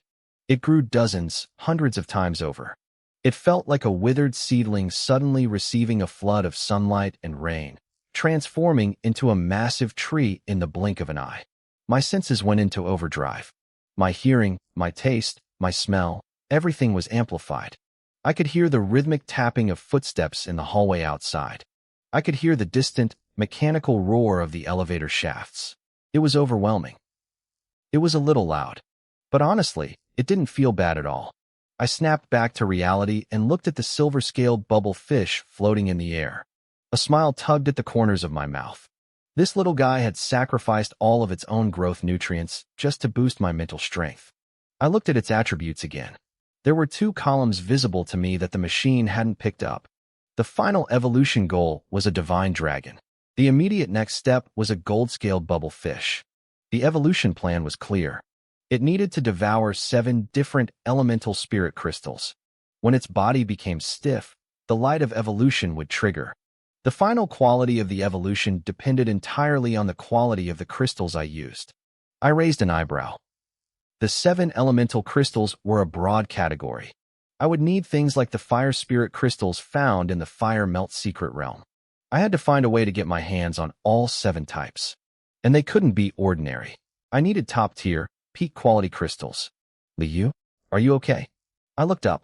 Song Jiang and the others were staring at me with deep concern. I knew exactly what they were thinking. They thought I was in shock. I gave them a reassuring smile. I'm fine, I said. Everything is normal. Don't worry. This evolution went exactly as I predicted. The group let out a collective sigh of relief. Song Jiang shook his head, his face full of disbelief. He said it was incredible that a bubble fish actually had a real evolution route. The others nodded in agreement. It made sense. Usually, these fish were only used for decoration or food. Even official researchers had given up on them, declaring that they were a species incapable of further evolution. Chen Danian and his 2 teammates looked at each other. They shared a silent nod of agreement. Finally, Song Jiang stepped forward toward me.